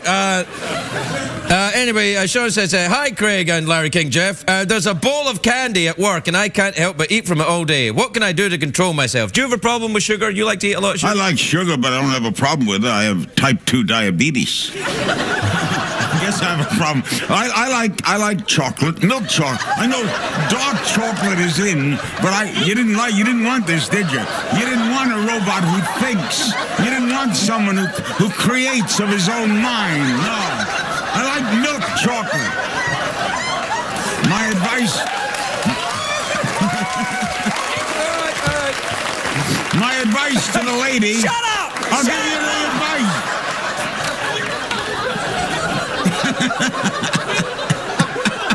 This is... I can't... How do you expect me to keep to time? But the robot won't stop talking!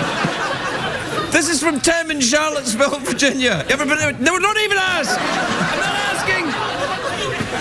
Dear Craig and Larry King, Jeff, I've been told that my voicemail message sounds like a robot. Is it possible to not sound like a robot when you're recording a message? Oh, well, you've come to the right place. Hey, do you sound like a robot on your answering machine, Larry? I'm Jeff. I don't answer my answering machine. There's a voice that says you've reached this number, leave a message. In fact, I don't even know how to do. I don't know how to do the answer.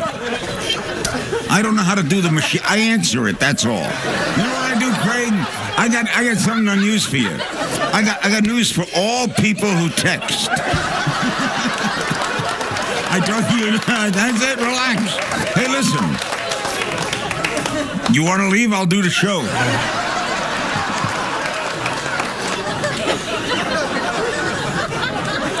We'll be right back, everyone.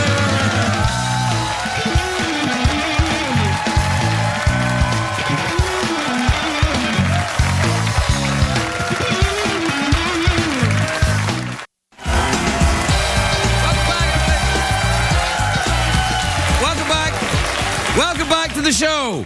Shh. Okay. My first guest tonight is a very talented actor. Stop it. She's a very talented actress. You know who can think up stories all the time? Who? Larry King. Oh, you didn't give him... yeah. Give him the name of a town and he's off. Isn't that right, Jeff, Larry King? Yes, can I ask Tilly something? Sure. It's Molly Shannon. It's Molly I Shannon. know it's Molly. Sure, you see, Jeff. I'm in the mood for things, so I'm into the book.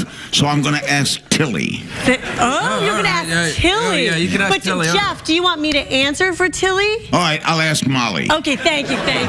I'll try to bring some coherence to this program. Molly, is it hard to write for children in that there's a tendency to write down to the age? To write down to the age? Yeah. What the hell? What the hell is this? This is not CNN a couple of years ago. You son of a bitch, you've taken over. The robot's become self-aware. Let's just stay out of it. Stay out of it. Okay. Stay out of it. Molly, is it hard to write for children? Do you find yourself writing down to the age of the kid that you're writing to? No, I don't. See? So. Okay. Yeah. You ever been to Cleveland there, Larry King, Jeff? Sure, who hasn't been to Cleveland? It's a great town.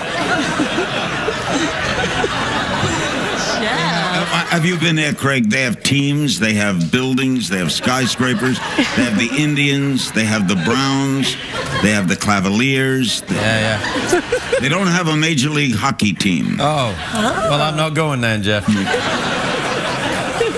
I don't know. Have you ever had your own robot? No. Do you want one? I'll throw in Larry King. You can have Larry King and a robot. Does he do housework? Yeah, sure he does. Okay, maybe that. He'll tidy up a little bit. Yeah. Do you ever read him the Dr. Seuss books? Oh yeah, those They're are weird. amazing. They're weird. Their books. They're unbelievable. Yeah, but they're great when you're learning how to read because they rhyme. So they're great. Yeah. No, they're too weird though. I don't let my kids read them. No, I don't like any of that weird stuff. Right, robot Jeff, who's got the voice of Larry King. I hate to add some information to this program, but No, go ahead, man. Let's hear it. Please. Johnny Depp. I did a special with Johnny Depp, and Johnny Depp is going to do the life of Dr. Seuss. The reason, the comprehension behind that brilliant children's series, and I hope that Molly's book will enter into that class of books to rank with Dr. Seuss. I just try to bring some clarity to the show. Back to you, Craig. All right.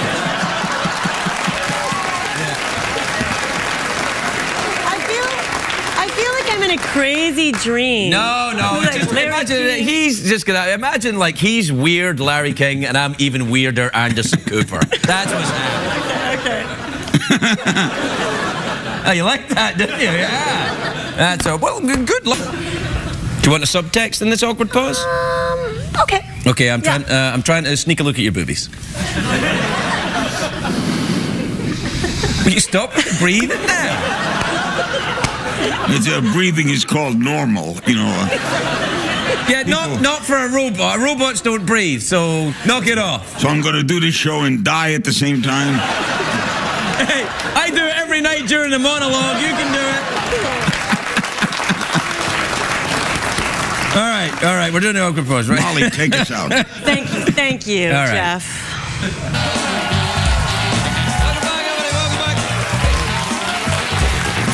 All right, listen, welcome back. Listen, when the guest's out, you know, just don't interrupt or get all professional with them. It's really showing me up.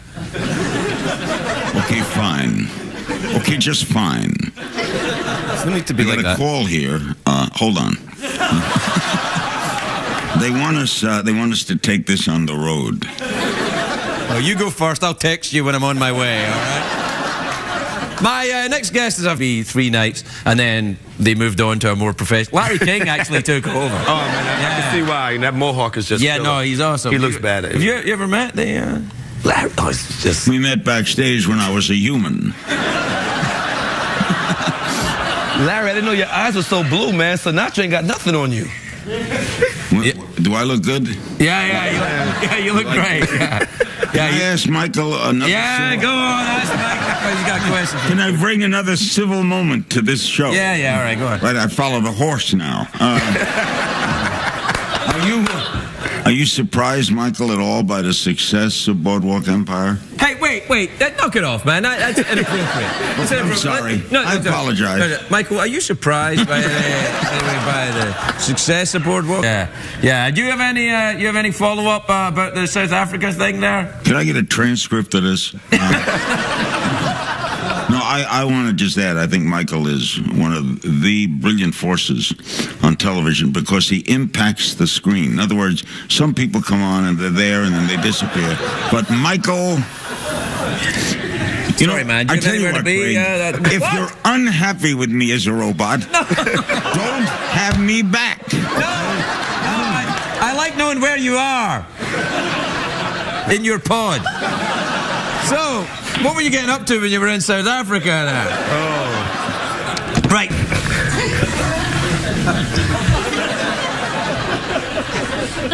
You are not watching PBS.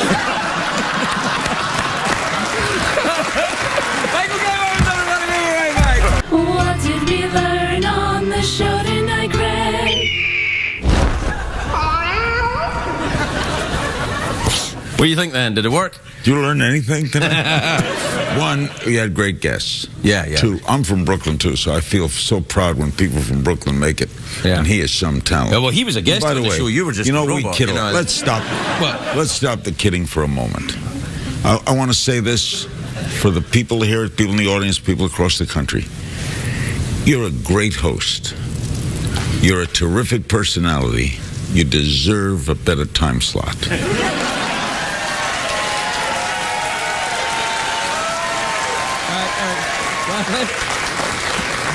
Are you trying to destroy me, man? No. I want to bring you into more homes. Well, I don't want to be in more homes, man. You like look, this? No. You see, the thing is about, what we do here is we're tucked away quietly. They don't know what we're doing. We got a robot talking like Larry King. And they're like, they don't know we're here. And In that's other words, good. if I called up, let's say, CBS, New York. Right. And I said, "Can you give me some information on Craig Ferguson?" They'd be like, we have no idea who that is. Does he work here? Where does he work? They think when Letterman call goes, HR. That's what they'd say. They think, notice when Letterman goes off, they think the Late Show is a movie. Yeah. No, I think what happens is an infomercial with a British guy. That's what they think it is. That's what they think it is. It's like it's an infomercial. Well, they should know better. And No. I am. And by the way, I'm very happy to be a robot. If you ever want me back. You know, you should come back and do it again. I really think we were onto something there. Right there when you were asking questions and it was amazing. It was like a real TV show for me. Anytime you want me, I have more fun here than anywhere. And anytime you want me back. Well, I'd have you back anytime. I'll fit it into my busy schedule. Yeah.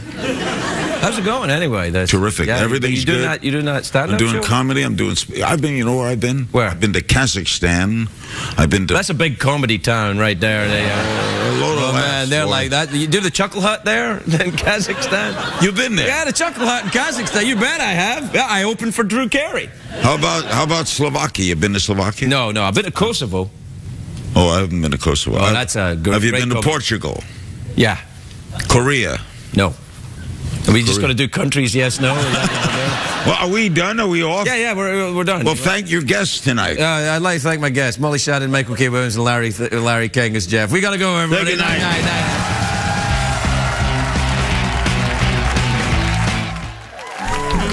And now, Larry King reads an excerpt from Linda Cunningham's Small Town Girl. Page 85. 84 was terrific. He was tearing off his shirt, stepping out of his pants, and suddenly he was naked on the bed, beside her, all there, all male, M-A-L-E.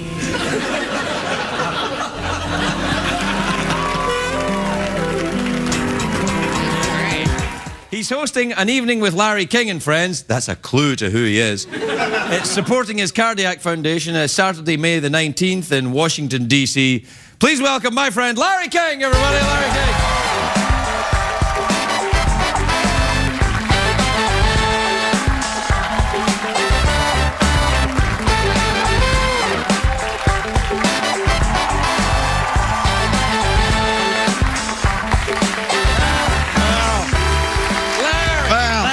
Larry, it's great to see you, buddy. May I make a statement? Yeah, sure, why not?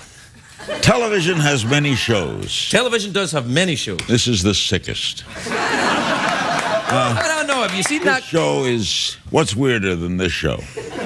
Yeah, let's trace our minds. Weirder than Craig Ferguson. What? Did you ever do acid? No, honestly, man, you were around in the 60s. Yeah, it doesn't... Bob Dylan's Jewish. I'm sure he did acid. Yeah, but Bob Dylan used to be Jewish. But you can opt out? I didn't know that. Yeah, you can. We allow anything. Yeah, no, come on. You never get involved in all that 60s counterculture thing? Did you never get into it? No, I was on the air through the 60s in Miami. I covered it all. It was easily the most exciting decade as a broadcaster. Really? Oh, the 60s. Well, there's a lot going on, I guess, yeah. I try and not pay attention to current events. I go back to my original... Were you in Miami when Castro got Cuba? I was on the radio that morning and announced that Fidel Castro has entered Havana. Wow. Then Fulgencio Batista has sought exile in Spain with all his money. Do you remember all this? I was here. It's current events. No, it's not current now. I was on the air. Yeah. It's current then. Right, fair enough. Anyway, I was on the air and I announced that he'd come in, and I interviewed many of the first Cubans that came to live in Miami. Wow. But speaking of evil dictators, yes. Have you seen my clips with the dictator? No. Oh, hysterical stuff. Sacha Baron Cohen. You're in that movie? I did commercials for it. All right. And I did stuff that they sent out to us, on the internet, Oh, that thing, the internet, yeah. You know they've got that in the Czech Republic now, that internet? I was in the Czech Republic. No way! I was in Slovakia. Slovakia. Right. That's the last words of Czechoslovakia. Yeah, I understand that, but it's not Czechoslovakia anymore. No, but it's this. It's Part of the Czech Republic. It's right there on the Blue Danube. You know, when you go to Slovakia, you know where you land? Where? Vienna.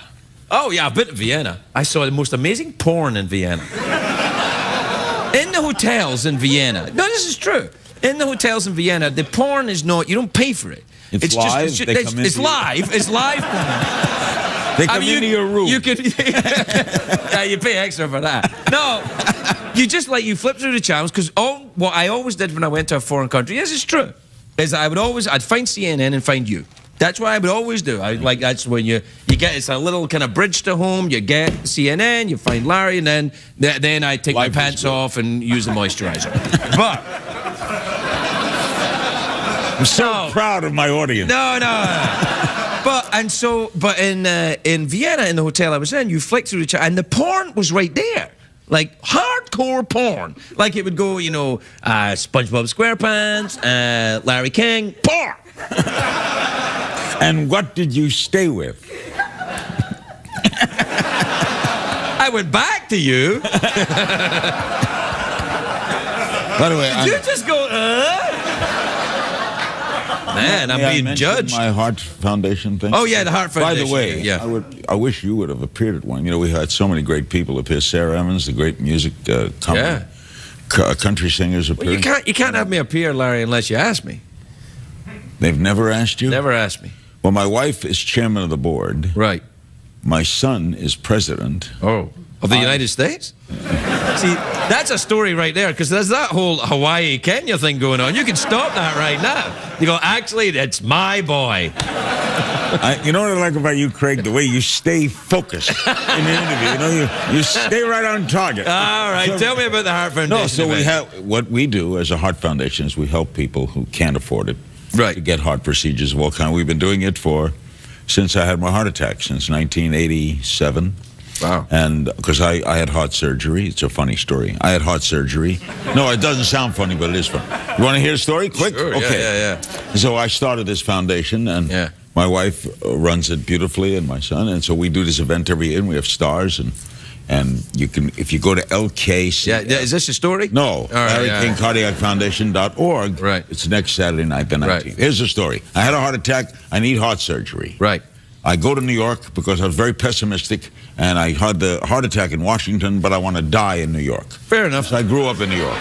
I'm not going to live. So I'm go to New York Hospital, beautiful hospital. I'm there. I walk in. I'm scared to death. Of course. Heart surgery, right? Yes. Now, next day, I meet my surgeon. You don't meet your surgeon until you're having the heart surgery. Right. He walks in. He's got a 10-gallon hat. Cowboy boots, and across the room he goes, "You're gonna do right fine. You're gonna do right fine. I looked at the film, and we're gonna do a quintuple bypass on you, 5 veins on you." Whoa! I discovered then that all heart surgeons are from Texas, Jewish or from Texas. Really? Yeah. Is that true? There is no heart surgeon from North Dakota. They don't exist. Anyway, sure we'll hear from one. He comes over. This is the truth, right? And they do things all doctors do, right? Why do they do this? They learn that in that one? Did he do that one? No, the 2 fingers. You got to pay extra for that. That's like in Vienna in the hotel, yeah. No, that's probably an exam you enjoy. Goes like this. I swear to God. Right. I look down. He has no right thumb. What? Yeah. He's a surgeon. Aha! You got to have a thumb. He's Dr. Wayne Isom, who performed surgery on David Letterman, Regis Philbin. Heard of him?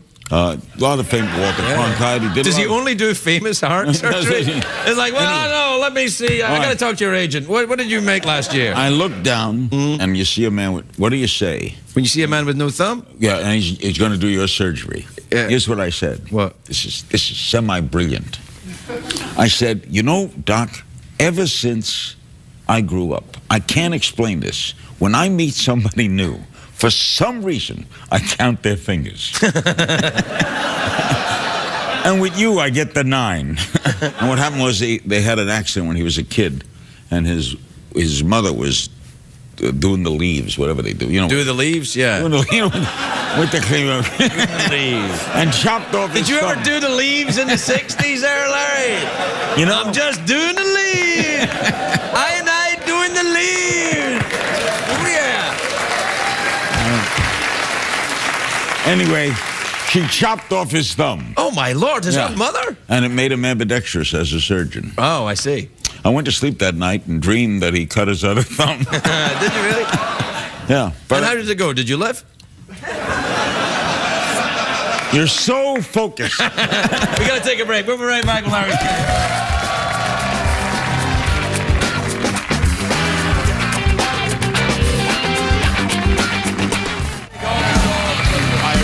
Bigger ceiling, bigger place.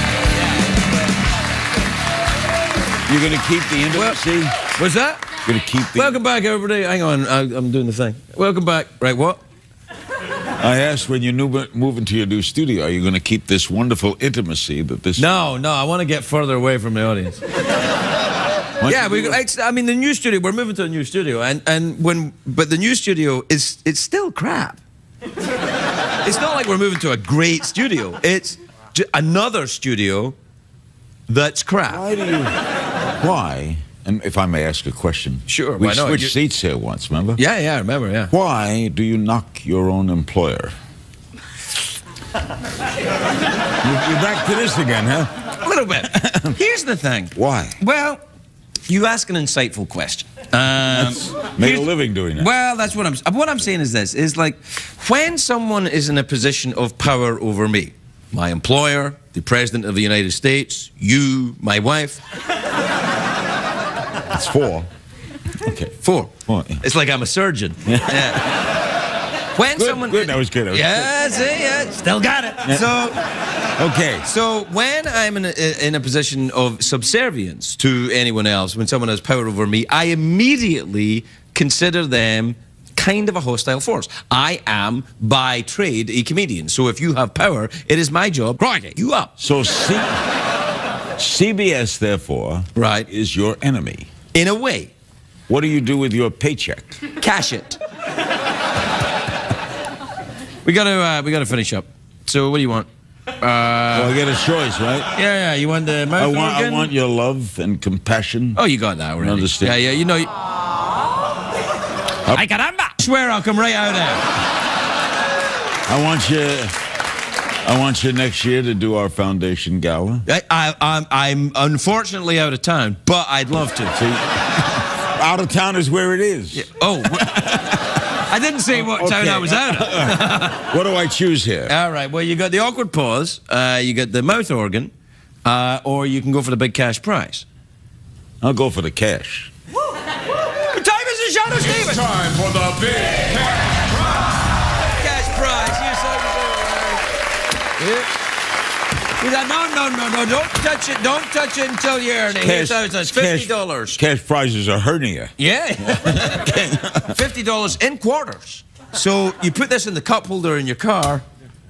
Meters. Exactly. Or peep shows. Well, you'd have to go back in time about 50 years, but peep shows. Or go to Czechoslovakia. Oh, really? Go to Vienna. Oh, really? Vienna. Vienna? Oh, yeah, the free porn. You wouldn't even need this. What do I have to do? Well, I'm just going to tell you. Go. Right? All right. Leave a gap, and I'll throw some words into it, and that's how we do it. All right. You can either answer a question or you can guess what's in my box. Here's how that works. I've got a box in my head, I imagine. I don't know what's in it. Only Jeff knows what's in it. You try and guess what's in the box. If you're right, Jeff will tell you, you win the money. If you're wrong, something awful will happen to you. So I have to guess what's in your mind at this moment. In the box in my mind. Or answer a question. That's not the challenge. All right, I'll choose the box. Oh, okay. I've heard that. A baby octopus. Wait. Wait, you asked me to do. That's what I thought. First of all, I got to get the box in my head. Okay. All right. Well, hang I on. put it there already. I saw. No. I'm putting the. I don't want your box. I want my box. Now it just changed. All right. Were you going to say a baby octopus? Yes. Well, now why were you going to say that? I don't know. Well, are you trying to tell me you never took acid? No, but maybe it's addictive. It is. So don't take it. CBS cares. All right, I've imagined a box in my head. I don't know what's in it. Jeff, do you have the box? Yeah, I do. All right, Larry, what is in my box? A baby rhino. I don't know, Jeff. What's in the box? Well, we would have accepted SpongeBob Larry King porn, but it is a baby rhino. Baby rhino, $50 American dollars, Larry King. We'll be right back.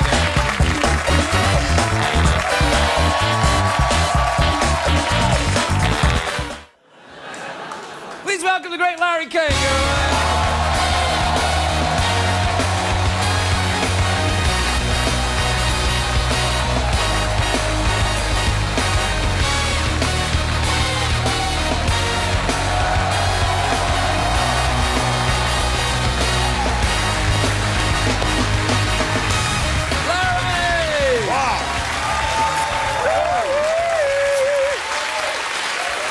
Wow. Yeah. What do you think, Larry? New studio, what do you think? Do you like it? I am very impressed. Do you really? This is just, it's spacious. I love the wooden colors. Wooden colors? I love the fake fireplace. It's not a fake. That's a real picture of a real fire. The last time I was on this show, I had to guess what was hidden in your box. Yes. And I guessed a baby rhino. You put it on the wall. That's not a baby rhino, and it's not a rhino. I don't want people to get upset. I said no, it's not a real rhino. It's not. We didn't hurt a rhino. What is it? It's made of kittens. You know, I want to tell you something, Ferg. What? You can make it a beautiful studio and a beautiful set and a wonderful surrounding. Are you going to break into a song? Because it sounds like you're going to break into a song. You know, let me tell you something. It goes a little something like this. This is still okay. The sickest show on television. Oh, yes. Yeah, I like to think so. Yeah. Hey, I have done one thing, though. I kind of stole this from you. Look what I've done. It's a tribute, Larry. It's a tribute to you. Want to take the jacket off? No, man. Well, you gotta. Yeah, if I don't want to look like a fool. Don't do that to a Jew. What? Don't do that. Don't do that. What? Okay. I think you look great. I feel great. Do you really? Yeah. Well, I'm back working again. Yeah, you're on the Hulu now. So you do that in Honolulu? Come on. Did you just give me a sympathy? Come on. That's like. Yeah. By the way, I taped Craig today. He's on my show next Tuesday night on Hulu. Yeah, it's big show. You're going to enjoy it. It's on the internet. It's terrific. Yeah. But we have a new company called Aura TV. My wife was really the founder. She came up with the idea. Your wife has her own internet company? No, it was pretty much hers. Yeah. No, wow. It's in partnership with Carlos Slim out of Mexico. Carlos Slim? Who could? Is he the guy, the Dos Equis guy? What? The what? You know the guy, the most interesting. I don't always drink beer, but when I do. Is that him? No, Carlos owns the beer company. Oh, right. He's the actual most interesting man in the world. He's the richest man. Richest man in the world? No. Do you hang out with him? He's my partner. What do you mean he's your partner? I got a piece of the company, and he put up the... So are you one of the richest men in the world, then? No. My wife you're worth a little money. A little. You got a little But not that league. Come on. Not in your league. Come on. My league? In my league, I've got a robot skeleton, a rhinoceros made of kittens, and a serial killer horse. That's all I got. You got a good point. Yeah. Anyway, we came up with the idea for Aura TV, a new network on the internet. I host the first show. We're going to be doing other shows. And it's your old format then? It's your, talking to... Yeah, except we have a beautiful setting. We have beautiful studios. It really is nice. You got girls marching up and down? No, hot girls marching up and down? We don't have a horse. Well, we don't have girls. You've got to get with it, Larry. That's the way things are now. I guess maybe you're right. You've got to have really attractive ladies marching up and down. And another thing we're doing. Yes. In cooperation with... This is... What, you have to go to the bathroom?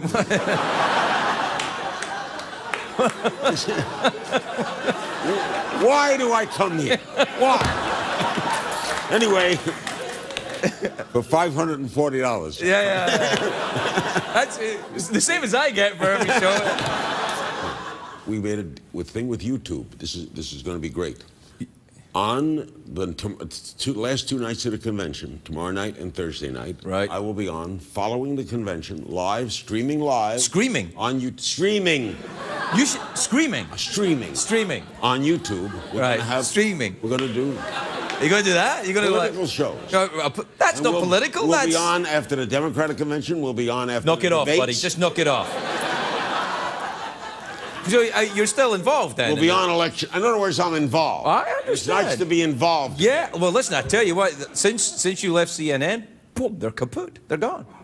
Nobody cares. No, I'm telling you, Larry. The only thing people watch CNN for now is to see when you're coming back. Well, that's a nice. Have they said to you, let's have you back then, Larry? No. Ah, those bastards. Yeah. Well, I had a 25-and-a-half-year run. That was great. I'm telling you, well, it used to be my routine whenever I went anywhere in the world. I've told you this. So nice. You go into the hotel room, you turn on the TV until it gets to your show, take my pants off and watch whatever. And that's the people the world over do that. They get to CNN, they find you, they go, okay, Larry's on. You take your pants off and you go. And that's how you relax in foreign countries. Did you ever fool around while I was on? Yeah. Did it add? Depended on who the guest was. Not with Rickles. No, especially with Rickles. Yeah. Did it add to the ambiance? Did it help? Yeah, it worked for me. I like. Don't touch me, man. You're creeping me out. I like this. What is that on that tie? You got amoeba? No, that's not amoeba. It's paisley. That's a paisley tie. Yeah, but the figures are amoebas. That's not amoebas. They're amoebas. That's not amoebas. What are they? It's a design. Paisley originated. It's an amoeba. I'm part of a charity. It's my charity tie, Save the Amoeba. We're very worried because a lot of people want to save the whales, but the whales are eating all the amoebas, and that's where we're worried. I'm going to join you. Yeah, good. We'll take a break. We'll be right back. We'll be right back. When we go.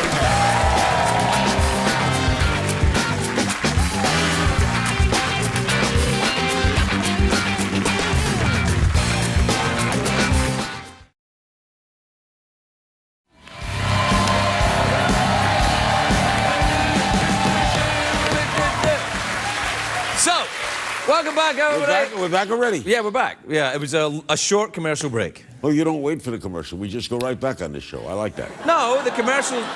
Some shows you got to wait 2.5 minutes. No. These shows are live. This show is extra specially fast live. We are really moving tonight. Really, this is messing with the... Commercials move faster on CBS. That's why we're the #1 network.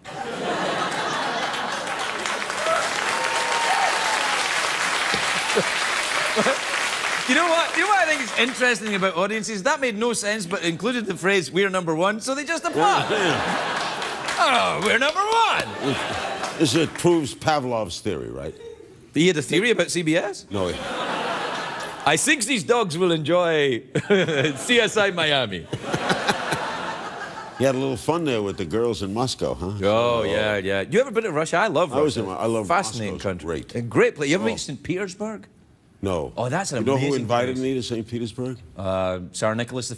No, the president. The man you were kidding about. Putin? Yes. Oh, if he invites you, you got to go. I'm going to go. Or else. I don't think he'll kill me if I didn't go, but I'm going to go. He invited me. He might. He was kill you. He was a very good guest. He's a very good guest. He's a very interesting guy. We should have him on the show. All right. He's the czar of all the Russias. Of course he's interesting. He's not a czar. Oh, no. Isn't he, Larry? Isn't he? If I got him for you, would you Well, first of all, apologize for the monologue and then ask him if he wants to come on. Yeah, I saw that. Yeah, well, you know, it's America, free speech. Well, we had remember the Dixie Chicks? They tried to ban them. When they spoke out against George Bush. They didn't put them in jail. Right. There was a big uproar. Yeah, but no one said you can't say it. In fact, I distinctly remember George Bush saying they're allowed to say it. It's That's America. right. Well, they are. It's America. That's what makes us great. Free speech. Yes, that's what I'm saying. It's like when you work for a charity. It's free speech. All right, Larry. Larry, we're out of time. So what do you fancy? You want an awkward pause, a mouth organ? You want to go for the big cash prize, which I have to tell you now is $7.50 because of the renovations we had to cut back. You know, I have my bag home with the $50 of quarters. Well, then And sometimes I forget to take it with me and I get a ticket. Well, this is $7.50 in nickels. In nickels? In nickels. I'll go for that. All right, then. What do I have to $7.50 do? in nickels. What time is it, Shamus David? It's time for the big cash prize. All right. Very quickly, because I'm a little nervous. Now, don't be worried about it. I'm just going to ask you a question. If you get it right, you're going to win the prize, okay? The question is, Iceland is in the North Atlantic. Its capital city is Reykjavik. Here is the question. What is trichology? Is it C, the study of hair? Give me the other two choices. Why? I gave you the right one. What the hell do you care? C, the study of hair. Here's the right answer!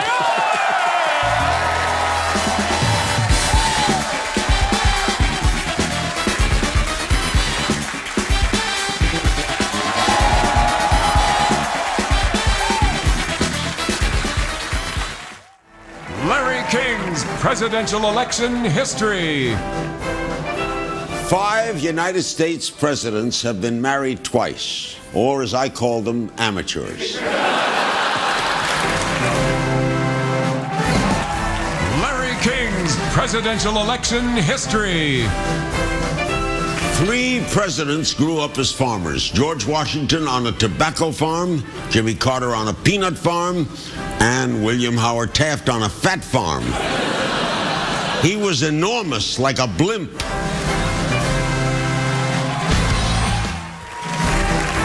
Larry King's presidential election history. After the election of 2000, all people could talk about were Chads. I still spend a lot of time talking about Chads. Mainly actor Chad Michael Murray. What a talent. Is One Tree Hill still on the air? I lost the remote for my TV 2 years ago.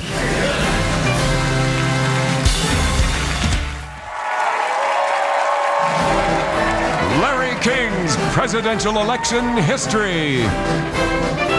In the presidential election of 1828, John Quincy Adams accused Andrew Jackson of being a murderer and a bigamist. But Jackson retaliated by accusing Adams of having ugly mutton chops. Touché.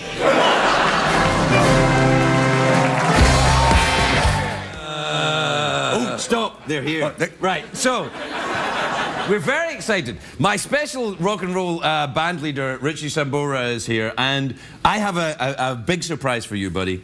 Yeah, what? Well, you know the rock and roll event that America has been waiting for since since Elvis is going to happen tonight. I've got you the biggest rock and roll name to sing the opening credits of the show with you. The #1 rock and roll guy in America is going to sing and play with you tonight for the opening credits. I'm ready. Who is it? All right. Come on out, mystery rock star, Larry King!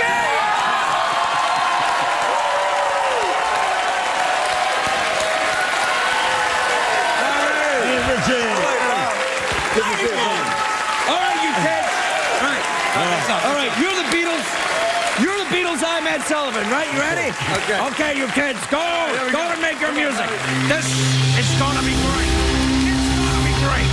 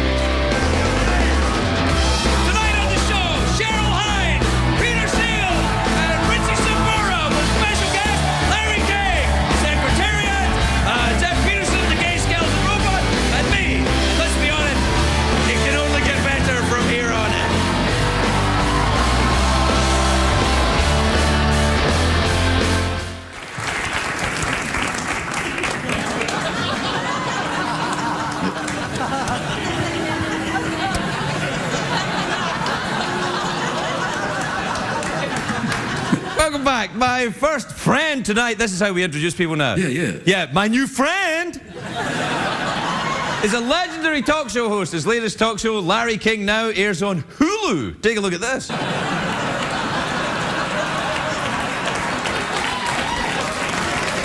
Larry King, everybody, Larry King.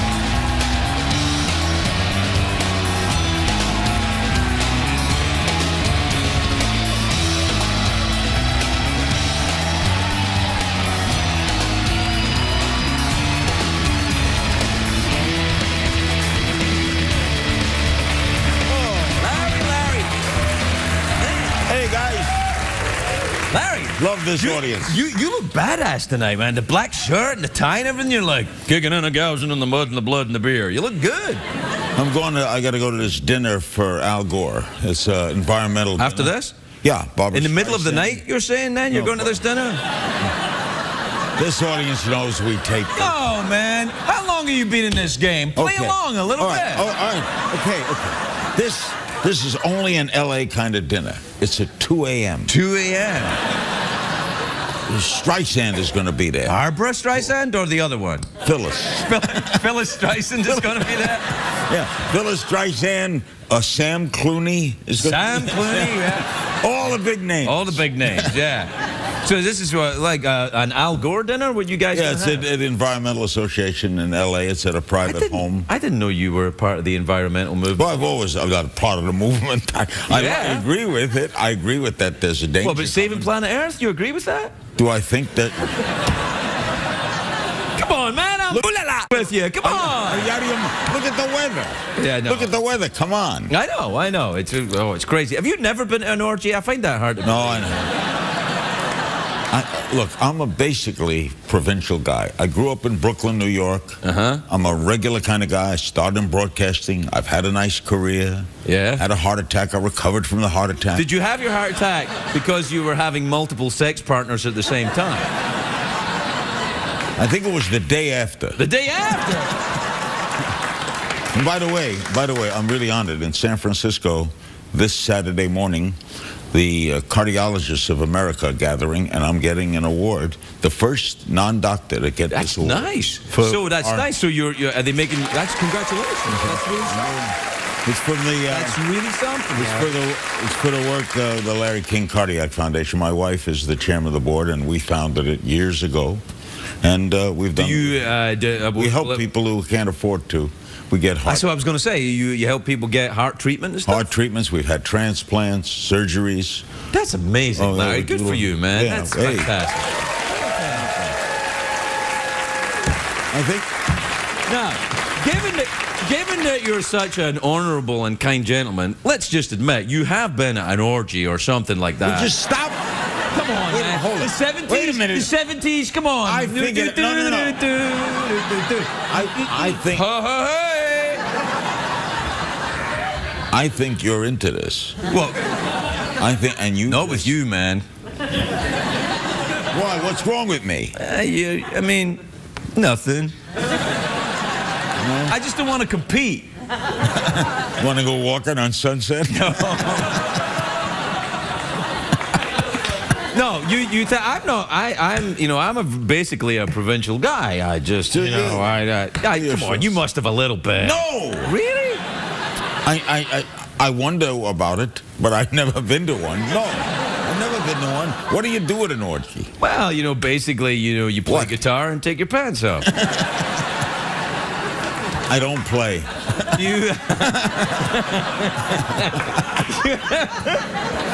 You never read that book, The Joy of Sex? You ever read that book, The Joy of Sex? No. Oh, well, it's this book, The Joy of Sex, right? It came out in the 70s. And Yeah, years ago. I remember the book. I think I interviewed the author. Yeah, probably. And I interviewed everyone. I think I did. Yeah, you interviewed everybody. So in this book, because I was a kid when this book came out, and there were drawings of people having sex, and there was a chapter on group sex, and there was a picture of a naked fat dude playing the guitar. So, and and some other people sitting around naked. So from that point on, I thought, I don't need to go to any orgies. I'm good. When you were a child, yeah, who tipped over the crib? I thought we were friends. No, I love you. Yeah. I love you. I love you too. I thought we were friends, so there's a rumor they're going to put this show on earlier. Oh, man. Yeah. I'm starting a rumor here tonight. Right. Let me tell you something about that stuff. I hate all that. You do? You don't like all that? I don't like all that. You know why? Because anytime, you know that old Groucho Marx thing? I don't wish to be part of any club that would have me as a member. Right. I totally subscribe to that. Are you afraid of an earlier hour? I ain't afraid of. Ooh la la! Okay. Then why don't you try?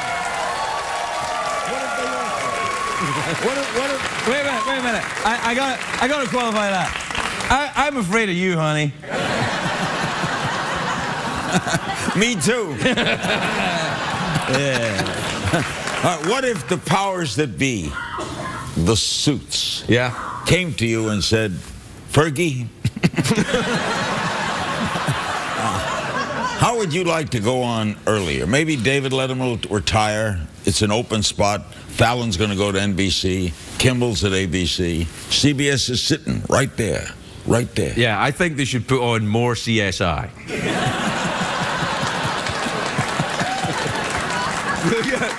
That's right. CSI Late Night.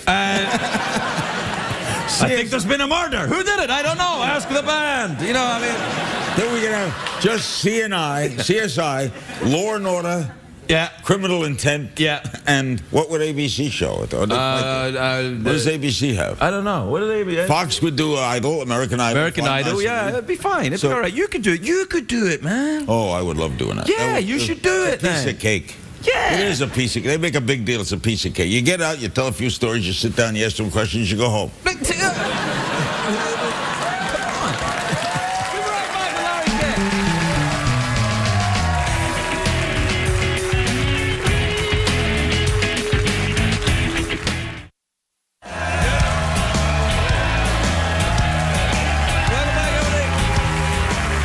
Welcome back.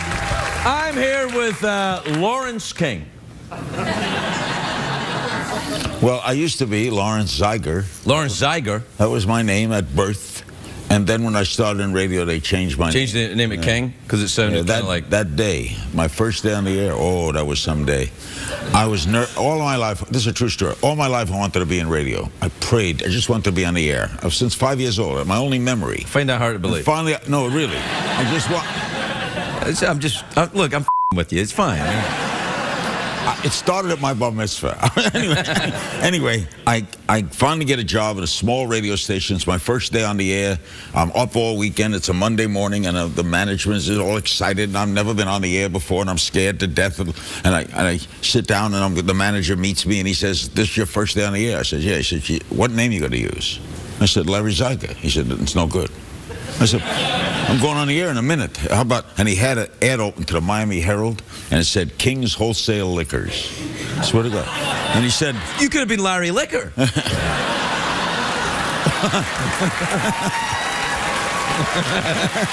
Yeah. And then you'd be very popular at them orgies you keep denying. Or Larry Wholesale. Oh, well. Anyway, now I sit down, I'm ready to go on the air, I'm playing the opening record, Les Elgart swinging down the lane. Dun, dun, dun. I turn on the mic, nothing comes out. Oh, no. I'm scared to death. I bring up the music, I bring down the music, I bring up the music, I bring down the music. If you're listening at home, all you're hearing is a record go up and down, up and down. And finally, the manager kicked open the door to the control room, and he said, "This is a communication business, damn it, communicate." And I put on the microphone, and I did something that day that I would do to this day. I was just honest. I said, "Good morning. My name is Larry King." That's the first time I've ever said that. And this is my first day ever on the air, and I'm scared to death.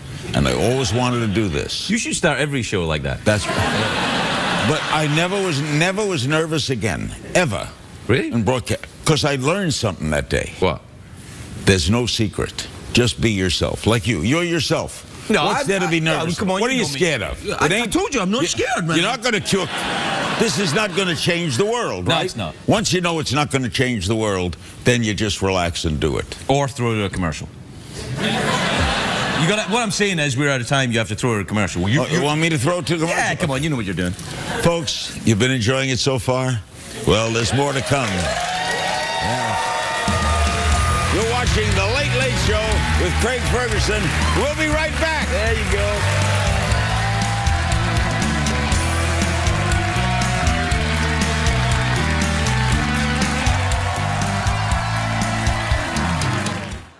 My next guest is a broadcasting legend, a good friend of the show. I'm just an all-round, you know, he's all right. Larry King, everybody, Larry King.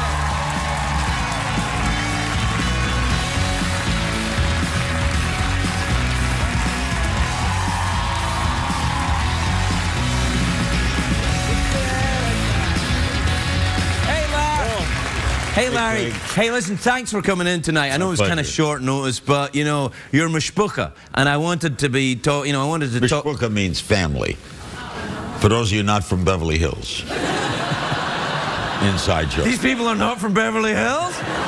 Get out!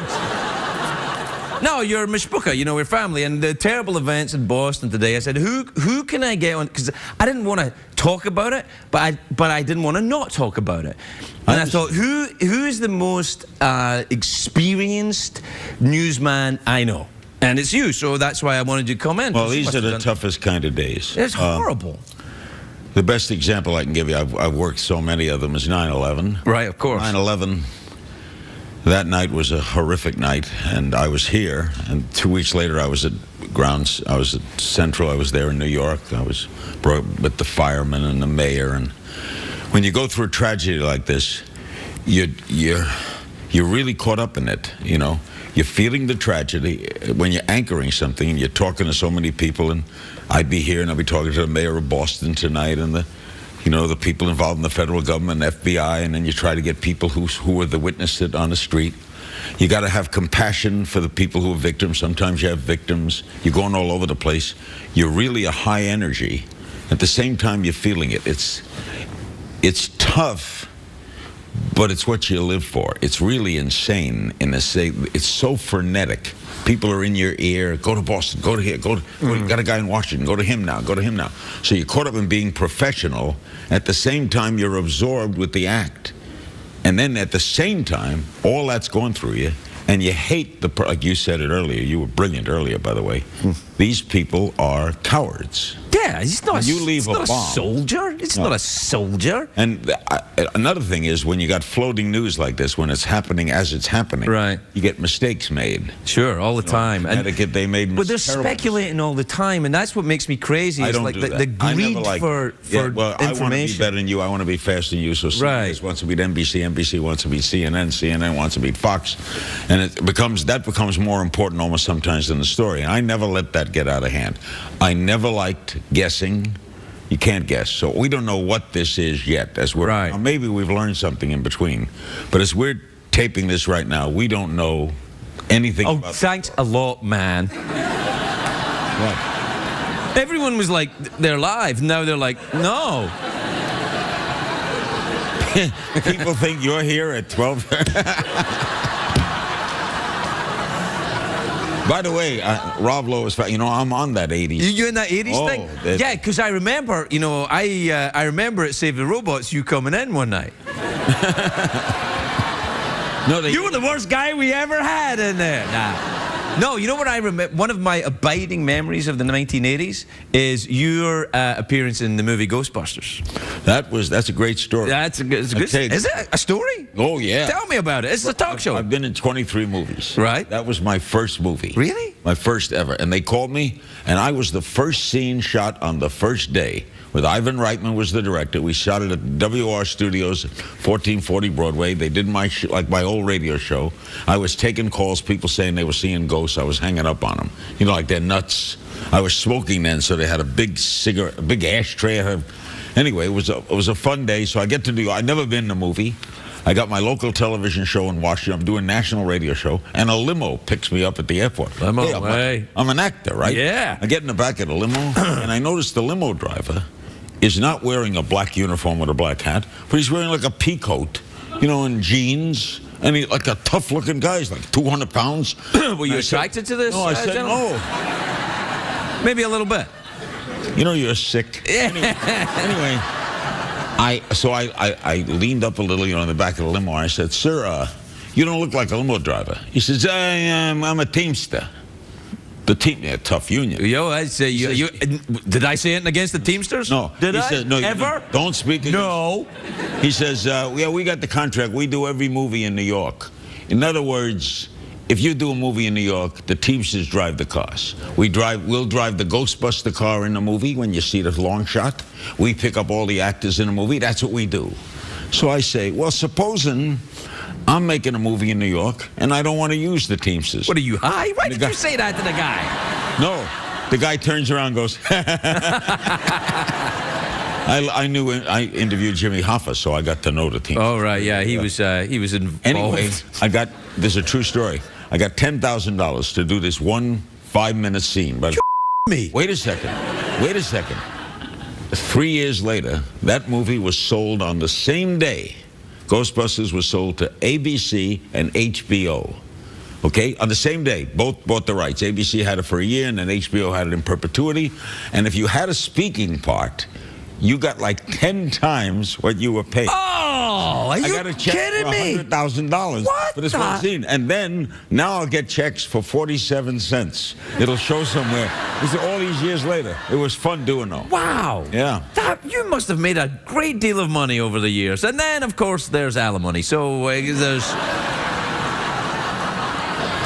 Man.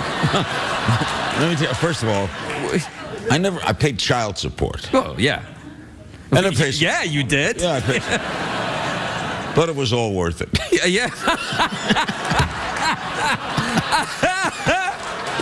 Yeah. Yeah, all So right. we're here to talk about Boston? Yeah, you know, the thing is, I want to talk about it. I don't want to talk about it. I don't know if I were hosting a show like this. Yeah. How I would handle a night like this. It's hard. It's not. It's very hard because Letterman did a great job. Remember? Yeah. After 9/11, when Dave came back, it's one of the greatest moments in broadcasting history. That night. Are you sure we'll be on tonight? No, I'm not actually. I'm not. Right. If there's breaking news, no, we won't be on. They won't be on. Yeah. If they get later news on it. Yeah, of course, and that's fine. I mean, God, it's not like we won't be back. How do you handle an entertainment show? But you handled it, I would say, extraordinarily well. Well, thanks. I mean, what I try and do is be honest. I think that, right. But I've seen you do this. You know, you just tell the truth. If you don't know the answer, a lot of people, I think, when they're broadcasting, they try and second guess everything everyone's going to say. They talk too much. They talk about themselves. Oh, I do. I have covered better. No, or they get they know too much. Yeah. Today in Boston. Well, I think a horrible day that will live in the hearts of infamy. Yeah, you come on and you say, this was a terrible day. We're going to talk to some people involved, and some people who are talking about it, and some people who are trying to find answers. My first guest is. Right. And the first question is, where were you, and what happened? No, I wasn't involved, man. I was here in L.A.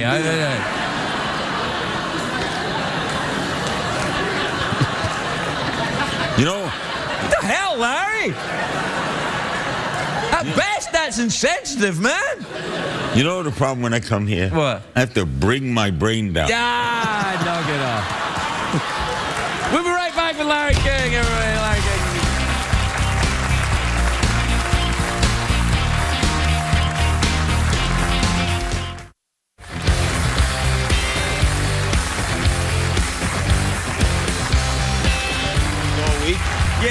Yeah. Welcome back, everybody. I'm here with Larry King. He's in a documentary about the 80s or something. Yeah? Yeah, on PBS. Yeah. I haven't seen it, but Rob said it was really come out well. Yeah, no, it's good. Do you have a big 80s? Did you? Well, 80s were big for me. I broke in CNN in 1980 for June 1st in 1985. How are they doing right now, CNN?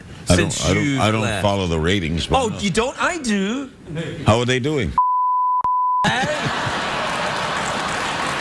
Well, they're making a lot of changes. Yeah. No, let me tell you. Chris Cuomo was a great hire. Who? Chris Cuomo. Sure. Man, yeah. He's very good. He's very good. It'll be great. He's very good. I never said he wasn't. Okay, well, you said it facetiously. You acted. The thing is, I wasn't. I'll just be honest with you. I wasn't really listening because. I was getting on to the next thing. Let's get on to the next thing. I had a great time, 25 and a half years, hey. Yeah, but you should still be doing it, is my... Yeah, look, America trusts you and will listen to you. So I don't know why a broadcaster like CNN would go, well, let's get rid of that and get some... that doesn't make sense to me. That doesn't make sense. They didn't really get rid of me. They offered me a 1-year extension. I used to get 3 or 4 year extensions, and I took that as a writing on the wall. Oh, really? So I took it, well, what was I going to do? So you walked out on America, you son of a bitch. I didn't know that. I didn't walk out. Hey, I'm on the internet now. Oh. You know, we have Hulu, well, you're doing well. I did. Hulu loves us. Yeah, Hulu. We're on Aura. We got our own. Hey, you're an Oral? Aura TV. Oh, Aura. Okay. Carlos Slim is my partner. Carlos Slim, the richest man in the world? Yes. Do you know he's the real guy behind the most interesting man in the world? Like I don't always drink beer, but when I do, oh, yes, I... yeah. You want to know the truth about that guy? Yeah. I don't always drink beer. Yeah, but when I do, right? He's a 77-year-old Jewish man who goes to the deli in Beverly Hills every other day. I don't always have a bagel, but I do. Good follow-up, great line. Good lead-in, Good lead-in. So, what's going on in the baseball, Larry? You're a big baseball fan. What's happening? Well... There's that movie out. You seen it? Oh, Jackie Robinson by the way, please, see 42. It did $28 million. It led the weekend. Yeah. It is a great film. I knew Jackie Robinson. Did you really? Interviewed him twice. Wow. In fact, when I was 13 years old, I was up in the bleachers at Evers Field, and I was at his first game. No way. So when they show it in the movie, you know, I almost think if they had a film, I'd see myself at 13. But the movie, and Harrison Ford is... He got to win the Academy Award. He's unbelievable. He's a reasonably good actor. I think he's going to go places. He's 70 years old now. 70? Well, that means I'm 50. I'm going to be 80. Well, hey. I can't. I would like to get to 82, so I mean... I can't believe it. Oh, man, don't worry about it. No, don't worry about it. Don't worry about it. I mean, what can you do about it? It's easy to say. How old are you, 50? 50, yeah. So, yeah, you say don't worry about it. When I was 50, I'd say it too. It freaked me out when I turned 50. It freaked me out. Yeah, 50 was a bad one for me, too. It's a tough 50, one. 60 wasn't bad. 70 was okay. I'm not sure about how 80 is going to be. But 50, because they had a party for me. I was doing my national radio show, and I was on CNN. Yeah. And I was ready to go to CNN to be on at 9 o'clock. They gave a party for me at the restaurant. George Will hosted it, Bob Costas. I get into my car. I turn on the radio, and the first thing I hear is, over 50, join AARP. I swear. Yeah. Well, no, I know, man. I hit the button on the car, and the next voice says, ride Metro if you're over 50. 50 is it's tough. And they do that thing. They put the camera in they put the camera. They have a look up. They check you out. The camera. They put the camera. What? In your pants. They put a camera in your pants. What are you talking about? But they give you a colonoscopy, man. Oh, yeah, that. Well, and when I got mine, they didn't even throw a party. I'll tell you the worst thing about colonoscopies. By the way.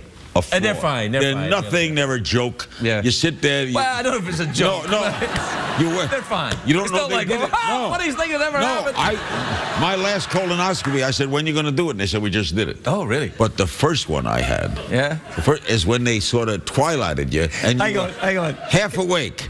So you're half awake, and the guy doing it is saying, this looks good, this looks good, this looks good. And then he pauses for like 30 seconds, and you go, what?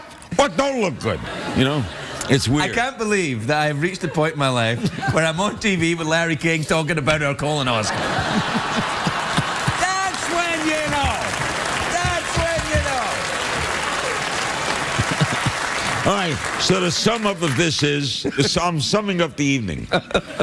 Watch the PBS special. Oh, yeah, you got to see that. Tragedy in Boston. Stay on top of it, and let's hope that no more lives are lost. Yes, absolutely. That we find out the horrific person who do this. 42 is a great movie. Yeah. And get a colonoscopy. A Night with Craig Ferguson. What else? Yeah, that sounds a little more interesting than A Night with Craig Ferguson, actually. I don't think it's that interesting now spending a night with. I get to bed early, man.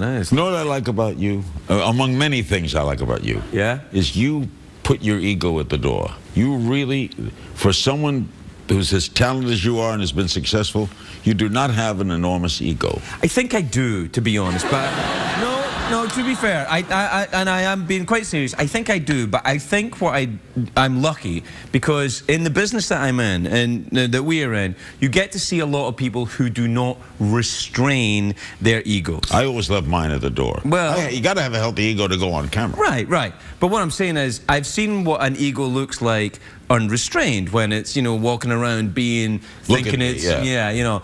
And I have to say, it's not attractive. No, it's not. It's not an attractive look when people are, you know, think they're awesome. So when you know you're not awesome, it helps you. No, wait a minute. No, it's an ego is, you know you're awesome, but you restrain it. If you're restraining something that you don't think you have, you're not restraining anything. You follow? No, let's put it this way. Run it by me again. Jackie Gleason. Right. Told me once. I told him, when you worked at CBS, you're like, did you own the network? He says, look at it this way.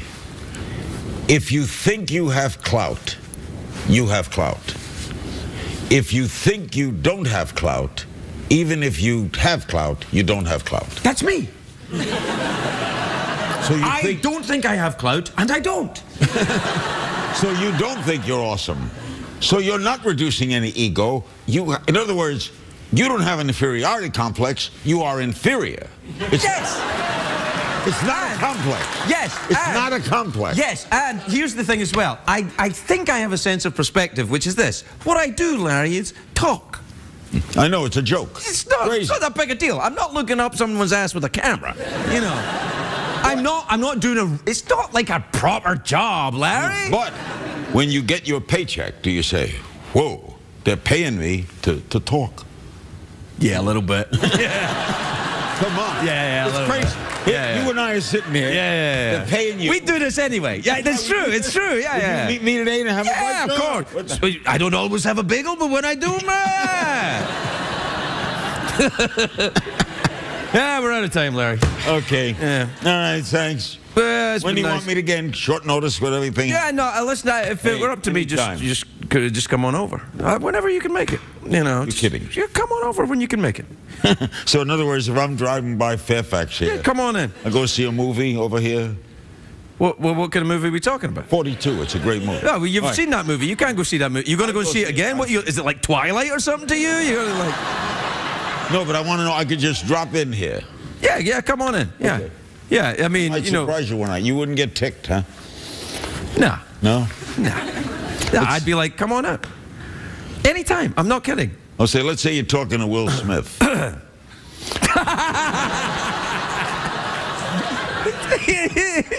He's not coming here, man. I just saw him Saturday night. You did? I could have booked it. Did he say anything about me?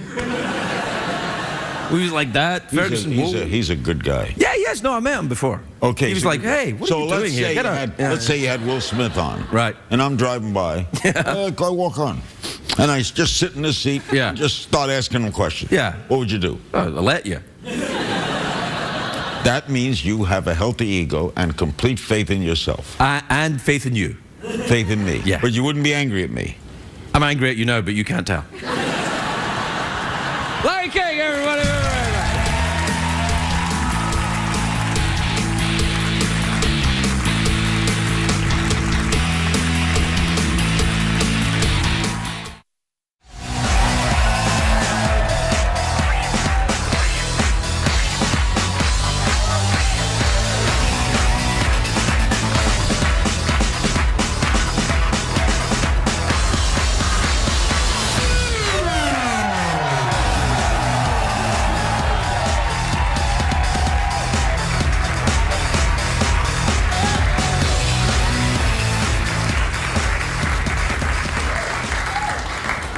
Make sure they go home okay. My first guest tonight is one of the greatest broadcasters in the world. The Icelandic people worship him as a god. His show, Larry King, now is on Hulu and Ora TV. Take a look at this. Larry King, everybody, Larry King.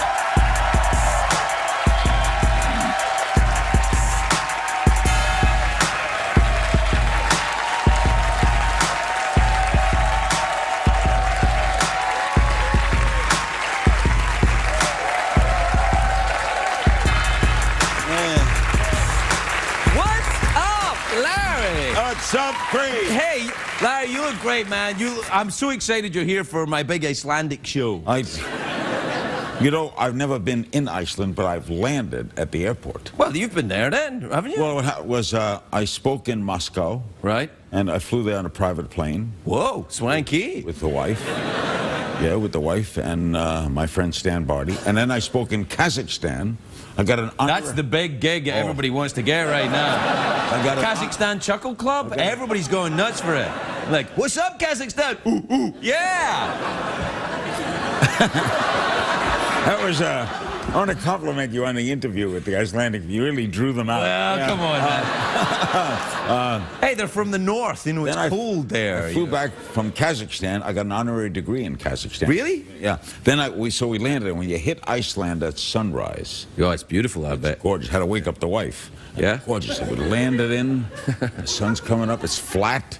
Yeah, yeah. It's ice. It's ice. Well, it's not, though. That's the thing. Iceland is not ice. It has ice. It's got some ice. Yeah, it's got ice. It's on planet Earth. It's got. You can get ice. You go to a refrigerator, open the door. It's not like, surprise, no ice, Iceland. How ironic.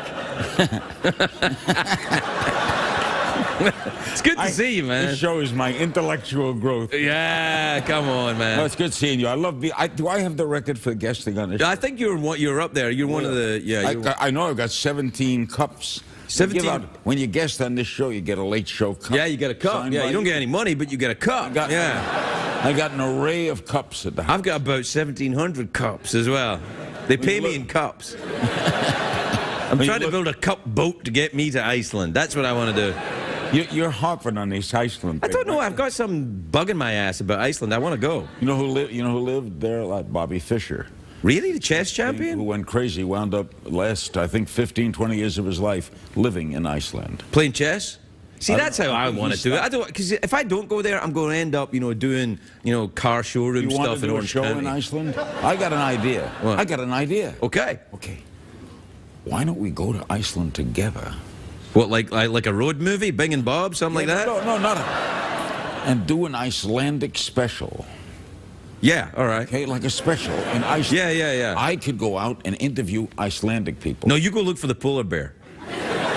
Now, there's no polar bears in Iceland. Understand? You told me that. But they sometimes drift over on the icebergs. From the North Pole, Santa's house. They drift over from Santa's house and land in Iceland, and then I get a great polar bear joke. You get a polar bear joke? Yes, a joke that cracked up Frank Sinatra. Okay. It's a new joke, man, is it? Hold on. Come on. Hey. Hold it. What? Frankie made fun of you. Okay. All right, never mind. No. I didn't make fun of him. I just mentioned this polar bear. This polar bear goes over to his mother and says, Frank Sinatra's mother? No. Don't kill it. Don't, man. All right, polar bear goes over to his mother and says, am I a polar bear? And she says, of course you're a polar bear. I'm a polar bear, your father's a polar bear, everyone here's a polar bear. Don't bug me. Now, these polar bears, they're Jewish, I take it, right? Yeah. Next day he comes back and says, I got to ask you, Ma, am I a polar bear? She says, you're a polar bear. Look, everyone here, stop bothering me. Now he comes back the third day. Am I a polar bear? She says, why are you bothering me? He says, because I am freezing. Good joke.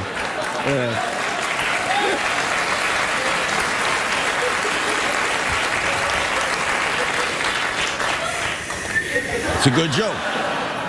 It's okay. It's okay. It's okay. You told it really well. But to be honest, if the joke was just, without your delivery, I don't know if the joke would have made it. You did it well, because you, my friend, are a master broadcaster. Master. Thank you. You can take anything and make it interesting. Coming from you, that's a great I'm telling you, I swear to, look, I wear these every night in honor of how awesome you are. Why don't you take your jacket off? No. That's your thing, man. That's your thing. You gotta have your thing. This is my thing. I wear them, but I wear the jacket over them. And that's my thing. And your thing is not wearing it. But when you wear the jacket over them, no one knows you're wearing them. That's my plan. Does it make you feel better? It makes my pants stay up. But a belt could do that. Well, belts, people say belts do that, but they don't. They just kind of I wish they would choose a place to be. You know what I mean? Like they don't really do it like this does it, you know. And well, I love braces. Are you wearing a belt too? No. Braces and a belt. Hey, you know you can't be too careful. Where'd you get that? Tie is pretty thin. Yeah, I know thin ties are in, but that is really in. Yeah, it's not really a tie. I discovered. You know who made this tie? Who made that tie? Donald Trump. No. He has his own line of ties? He's got a line of everything. Yeah, I want to look like Donald Trump. See, the thing is, I got a... He gave... Yeah. I got a 3-year-old. He goes around writing his name on everything. I'm like, Trump never grew out of that. He has buildings that are writing his name on it. It's like he writes it like, Trump tie, I'm a Trump tie, Trump. It says Trump. See that? We'll go think Trump. Yeah, Donald J. Trump. Donald J. Trump. Maybe it is actually one of his ties. I don't think he's got like, No. You steal one of Donald Trump's ties? He gave me the tie. Are you a friend of Donald Trump's? I know him a long time, yeah. I Really? consider him a strong acquaintance. Yeah, friend. I've always been friendly with Donald Trump. He has a bit of an ego. You don't think so? I think you're being a little harsh. No, I mean that's his aura. That's his, to quote the vernacular, his shtick. You know what shtick means? Of course I know what shtick means. Okay, well, I'm a polar bear, aren't I? You told that well. Yeah. That's his persona. Yeah, I know. It's his act. He's not really like that. See what we did there? That was good. We did that. Yeah. We got to take a break. Yeah, you know how to do it. I know how to do this. Yeah. We'll be right back with more of the Craig Ferguson Show. See if it improves after this.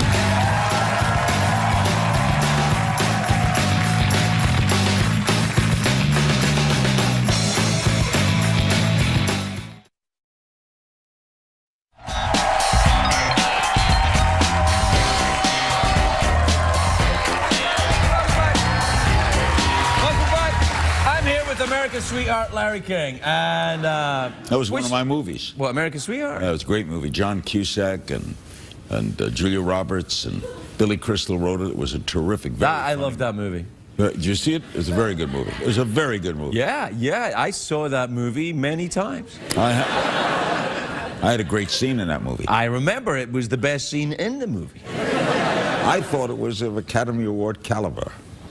Yeah, you've gone too far, man. You're going to be in person somewhere soon. Where? In person? No, where you're doing your... I do me stand-up, yeah. Yeah, where are you coming? You're coming because I'm going to be there. What's going on, Larry? I'm going to be there. Someone told me about it. I'm going to go. Well, I'm going to numerous places throughout the United States and Canada. What's coming up? A bunch of them. Vegas, Denver, a lot of Canada, a lot of Florida coming up. It could be Florida. Yeah. I'd like to see your stand-up. Yeah, you'd like it.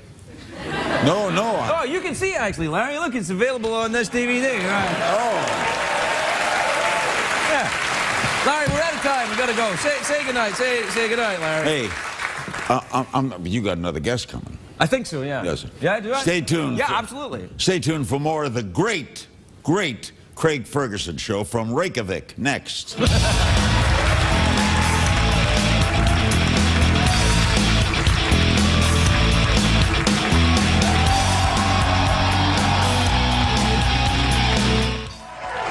My first guest tonight is the legendary broadcaster. His show, Larry King, now is on Hulu and Aura TV. Take a look at this.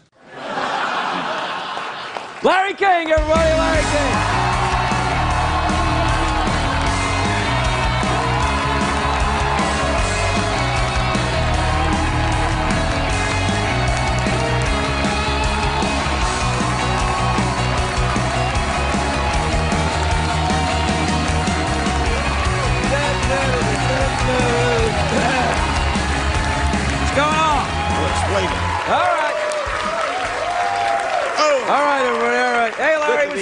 You look great. I like your jacket. What's going on? First, let me explain this. The owner of the White Sox, Jerry Reinsdorf, is a great guy.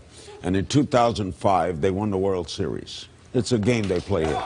And it was ages ago. So they sent me this jacket, and it's cold today in L.A. Is it? It's cold today. Oh, okay. So I was cold, and I wore the jacket today, and I taped a bunch of shows today, and I thought I'd come here in the jacket, and then I'll show the real me. Oh, hey, look at that. Yeah, all right, let me have that. Yeah, I got it. Let me help you with that, buddy. There you go. So, Wait a minute. sorry, man. Sorry. It's a joke. It's a joke, man. It's a joke. It's a joke, man. It's a joke. I was just kidding. Don't start, man. Here, look, I put it over here. Defaming private property? You would do that to me? Yeah. You? Yeah. Come on, we're friends. I'm allowed to muscle up your clothes a little bit, make out with you sometimes. You can do anything you like, Craig. You look good, man. I like the purple. Yeah, look. it's a nice look. What's going on? Are you going to, what's... I got my 2 Cartier bracelets. I got my watch. Wow. I got, hey. You're rich. Are you? You must be pretty rich, Larry. I'm not pretty rich. You're really rich. I made some nice money, but hey, living is expensive. I live in... Oh, really? Yeah. Oh, you wouldn't know. A little bit, maybe. Oh, no, you're bit, Scotch. Yeah. You wouldn't know. Well, no, I would know a little bit, actually. I've been divorced a couple of times. Have you ever been divorced? Because that's expensive. I know that. You started it, man. You started it. Did you watch the Super Bowl yesterday? I watched. Oh, my gosh. Yeah. Well, this is crazy. Before the season began, I picked the Seattle Seahawks to go all the way and win the Super Bowl. It's amazing that you would bring that up. I followed them all year, yeah. And yesterday I bet on Denver. Because I'm a jerk. I'll tell you something. I know I'm going to be 80. I can't believe I'm going to be 80. Well, you know, you had 80 years to get used to the idea, man.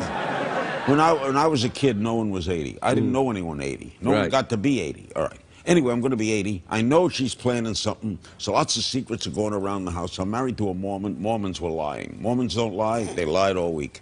Anyway, they lied. Father-in-law I'm not lied. getting involved in any of that Mormon hate stuff you just spouted. Not hate. Oh, lie. yeah, a little bit. You said that Mormons are liars. Yes, yes, he did. I didn't say they're liars. I say they lied about that particular. All right. Anyway, I get a letter from the Los Angeles Dodgers, my team, my favorite team. I grew up a Dodger fan, and I'm a season ticket holder. And they say we're going to have a special meeting on this Friday night. Come and meet the executives and talk about next season. So I thought that's what it's going to be. Okay. Dodger Stadium. So my friend Kurt Rappaport picks me up, and he's driving me to Dodger Stadium. All day long, there's a little confusion in the house. It's kind of weird. It looked funny, but I didn't think anything of it. Right. He drives me to Dodger Stadium. Is your house a lot of confusion all the time? Is there a lot of weird stuff going on? He's texting while we're driving. He's driving and texting? Yeah, and I'm yelling at him for texting. Oh, yeah, but absolutely. he's texting the people at Dodger Stadium to tell them how far away we are. That's still not an excuse for texting. Party, oh, okay. We pull into Dodger Stadium. I said, why are the lights on? The lights were on. They lit up the whole stadium? It's for a meeting, right? Why are the lights on? And he says to me, it's a city ordinance. If there's a meeting inside the stadium, they have to turn the lights on. I buy this. Okay. Now we're in center field, the doors open, the gates open, and Charlie Steiner, the Dodger radio announcer, is suddenly booming my name, and there are 280 people standing behind home plate. The batting cage is there. People are hitting bats off the wall. My picture is up on the scoreboard, and it's Larry King's 80th birthday. Wow. That's so cute. It was an incredible night. Carlos Slim, my partner, came. Yeah. He's the richest man in the world. Yeah, He's your partner? Yeah. So you've got a ton of money then, because... No. Yeah, no. You can't be partners with Carlos Slim unless you got a ton of money, because he'd be like... Because does he talk like the most interesting man in the world? He's a little bit? Great guy. He's like, I don't always spend money, but when I do, I spend a lot of it. No, he's a humble, regular guy. You'd be honest to God. He's just a regular person. He's a truly regular guy, actually. With all the money in the world. But yeah, he's not pompous or anything. Well, yeah. I mean, because you wouldn't. I mean, once you get that much money, you're like, it doesn't matter. Well, I don't know what it would be like now. But you go back. Well, I don't know. I think rich. you do. I'm not rich. I'm comfortable, but I'm not rich. In other words, I have to work. Oh, you do? I thought you worked because you liked working. You actually have to work. I love to work. I don't know. People who don't work drive me nuts. How could you not work? Anyway, I get up. I can do it pretty good. No. If people are out of work through conditions, no fault of their own. Well, that's different. Yeah. But people who choose not to work. Anyway, how would you not work? Anyway. I don't know. Ask Leno. He's got about a week left. I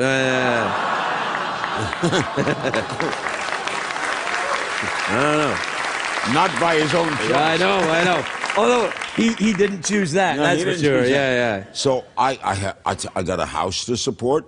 I have 2 young children, How young? 14 and 13. Wow. My 14-year-old is going to be 15 March 9th. That's That what means happens, 14 and 15, then Well, 16. He's going to be driving in 7 months. I'm sorry, man. I cannot I know. picture that. No, I just my oldest boy is 12. The idea of him driving, I'm like, oh. Man. oh, just wait. And it's funny. It's not him that worries me. It's just everyone else driving. I'm like, everybody has to get out of the way. He'll be fine. You got a point. Yeah. I don't worry about him. He's a responsible young man. But you know, everyone else. Boys, but you have to support boys. Right. And boys are different than my day. We were poor. I was very poor. I don't know if you were poor. We were poor. Yeah, but poor. I dreamed of being poor. That would have been better. Poor would have been rich. I was so poor that we looked up to poor people and went, "Whoa, they're living the dream." See that guy that cleans chimneys for a living? He's like Carlos Slim to me. That's what it was like. I never had a $5 bill till I was like delivering grocery stores when I would get change. We had no money. Please, 50 cents. You were a beggar? No, we were on my father had died. My father died. We were on relief. Oh, right. New York City bought my first pair of eyeglasses. I never forget that. Never forget being poor. If you were poor. No, I was pretty poor. You never forget it. No, I still kind of feel it a little bit. No, I mean, so but yeah. So living is expensive, and I have to. You have obligations, and that's why I'm going to show a commercial break. There are commercial breaks on this show. Yeah, and you know what they're for? What for? Horses that fall in love with puppies. We'll be right back, everybody.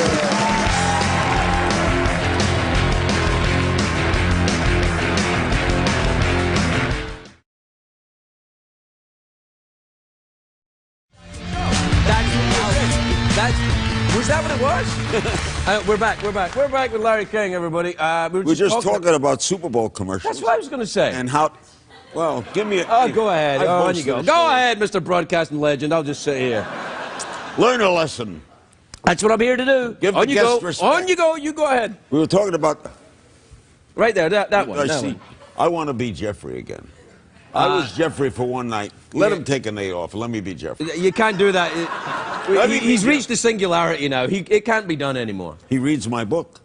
Is he reading it tonight? Yeah, one of my favorite books. One of my favorite books. That's good. Thank you, Jeffrey. Thank you. I like sitting in for him. Back to the Super Bowl.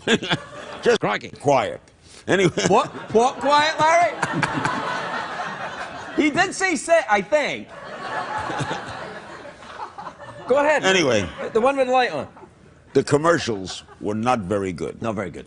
I like the one with the Doberman Pinscher that they merged with the Chihuahua. Yeah, I didn't like that. No, I liked it for 30 seconds. Yeah, it freaked me out. It was kind of like, got to be a little gory. Yeah, a little gory. Yeah.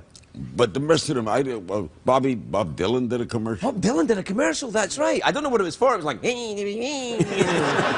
And what we were saying was, when the commercials are really great, you forget the product. That's true. That's true. So maybe the purpose is do a bad commercial so you remember the product.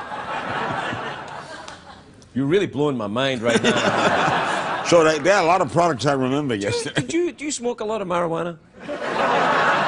To tell you the truth, I smoked a little when I was in Miami. Maybe. What, recently? No. Maybe 8-10 times in my life. But then when I stopped smoking, I had a heart attack. Oh, I remember. Yeah. I was afraid, and that was 1987. Well, you can. I was afraid. I'd never lit one since because I was afraid if I smoked, I'd start smoking again. Yeah, well, there is that. Because that's a bad habit. No so kidding. I didn't want to do that. Braces, you got your suspenders going on. I call them braces because I'm not really from around here. In England, they call them braces. In England and in Scotland, they call them braces. Suspenders are what ladies hold garter. Yeah, that's what, like the ladies' garter belt? That's so when they said Larry King's wearing suspenders, I'm like, well, hello? Then I'm like, disappointed. That was funny. I knew that if we kept talking, something funny would happen. Hey, you mentioned the Chihuahua. I heard a funny joke. Want to hear a funny joke? Sure, why not? We're way over time, but so what? So they'll cut it out, right? No, they'll cut out some other stuff, probably. Right. Like what I just said there. Anyway, tell the joke. 2 guys are walking down the street with their dogs on leashes. One has got a Doberman. Pinscher, the other's got a Chihuahua. Right. The guy with the Doberman says, I'm hungry, I'm going to go in and get something to eat. The other guy says, they'll never let you get something to eat because you can't bring a dog in. He says, watch. Puts on a pair of dark black glasses, goes into Spargo's restaurant. Maitre d' comes up and says, yes, I'd like to have lunch. Maitre d' says, you have a dog. Guy says, but I'm blind. He says, oh, come in. I love the way you're acting it out as well. You're acting out a joke. Don't interrupt the It's joke. like a play, man. So the guy goes in with the Doberman. Now the guy is standing with the Chihuahua. He says, wait, I'll try it. Puts on dark glasses, goes into the restaurant. He says, I'd like to have lunch. The man says, you have a dog. The guy says, but I'm blind. The maitre d' says, but it's a Chihuahua. The guy says, they gave me a Chihuahua. Okay, everybody, we'll be right back.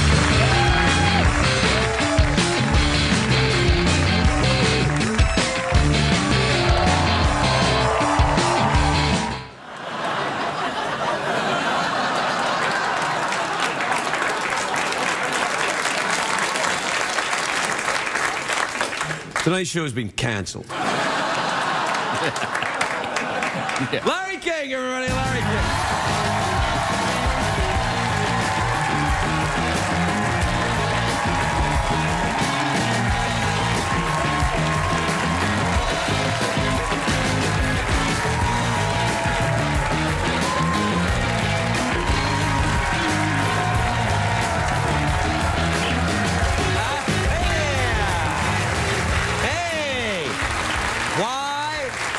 Why, Lawrence, you look just great. I feel, why? You people eat that food? Well, haggis? Haggis? That's delicious. It's just like pastrami, except different. Haggis. Well, what do you think's in pastrami? What do you think is in a pastrami sandwich? I've eaten it all my life. I never ask. Well, that's the thing about haggis. Once you ask what's in it, that's when you run into problems. Just eat it. You'll be fine. Okay. Okay. Right. All right. Have you ever even been to Scotland? No. I've never, I'd like to go. I think you should go, actually. I think you'd like it. I think You love told me You're a to. god there. People with that like, oh, hey, oh. Craig is on my show tomorrow. We taped I am today. on your show tomorrow. We taped it? Phew, I'm live, buddy. Live. I worked all my life live. So Yeah, I know you did. We taped it today. He's on tomorrow. Yeah, yeah. Are you plugging me on your show tomorrow? Well, if you watch Hulu tomorrow and Aura TV, you can see Craig for a delightful half hour. You were really funny today. He was very good. Knock it off, man. What's going on? You didn't say that earlier. You were like, I was disappointing. You said that was a disappointing appearance I made on your show. Stop that. No, you kind of applied it with your eyes. You read into my eyes, do you? Yeah, I don't know. Have you ever been a fortune teller? Have I ever been a fortune teller? Yeah, okay, why not? Have you ever been a fortune All right, teller? I'll Were you tell ever you. Okay. No, have you ever been to a fortune teller? No, I used to make a gag of it on my old radio show. Really? I used to do predictions for people that I was like a swami. You know, that I had... What's this thing here? It's Jewish. Yeah. I could see into other people's minds. Oh, I could predict things, you know. I could tell them. And they'd call in and they'd believe it. You know, so I'd tell them things like, you know... Really? Who, for example, would call you? Okay. Who would call you? Anybody. Let's say the caller is you. The caller is and me. you How want can I call you? I'm right here. Unless, of course... Wait a minute. Who's that? Hey, do you remember how to use one of these? Whoa, man. Yeah. Whoa. Yeah. I had a party line when I was a kid. What's that? We were very poor. We had a party line. Did you have one of these? Hold on. That means if someone else was using the phone, we couldn't use it. You paid half rates. Right. Hello? Can you say, Ferguson, you're on the air? Oh, Ferguson, you're on the air. Hello. Hi, Larry. How are you? Hey, that's not even possible. Okay. Great to talk All to you. you have to do is tell me, just say your name, and I'll tell you what's going to happen to you, because I can predict the future. Okay, my name is Craig Ferguson. Craig, I see you tomorrow in Omaha, Nebraska, on a lonely street at a pawn shop. And you're pawning something. Pawn or porn? It's a pawn shop. People go in. No. This could be, wait a minute, hold it. This could be a big hit business. All right, what? Pawn Porn your porn. Porn your porn. So That's you right. take your old porn in? No. Let's say you have old porn tapes. That you don't Let's just say you do. What do you bring it? Yeah. Porn. So porn you have a shop. So what you're saying is you have a collection of old porn tapes? No, I don't. Oh, come I don't watch it. I'll tell you why I don't watch it. I watched it some time back. It's boring. I like a Well, story. you don't watch it for long, man. That's where you're going wrong. You don't watch it for the story. You get in and get out, if you know what I'm saying. I like stories. Maybe. All right. Once upon a time, there was a lady wanted a pizza delivered, and she called.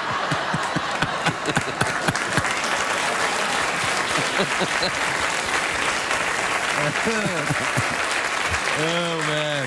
When you leave this program, Yeah. which will be a sad day in America, Oh, I don't know. I think people will be all right. are you going to take that with you? Damn straight I am. I paid for it. Yeah. What the hell is that? It's a snake.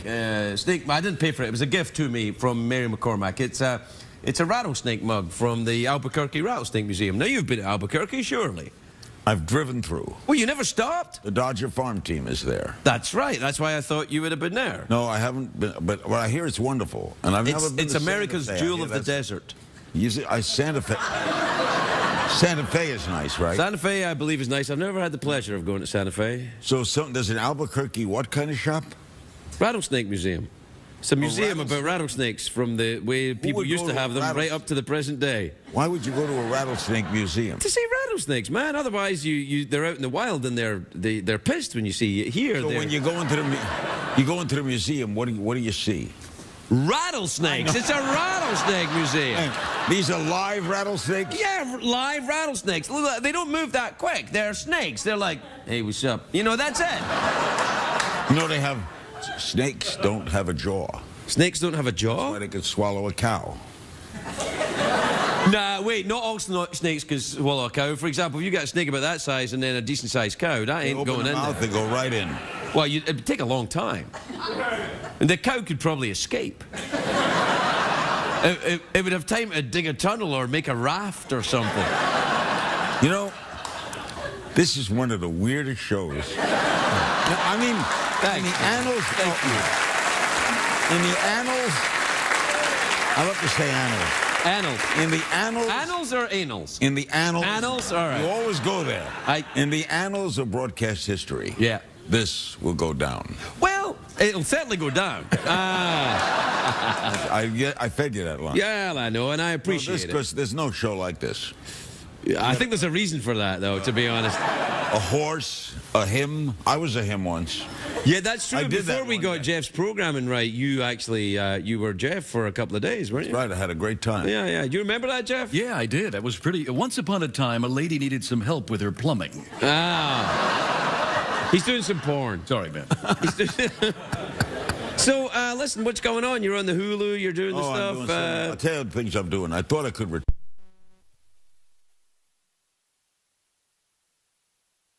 3 years ago, I get a Lifetime Achievement Award. Lifetime Achievement. There you Big are. night. Yep.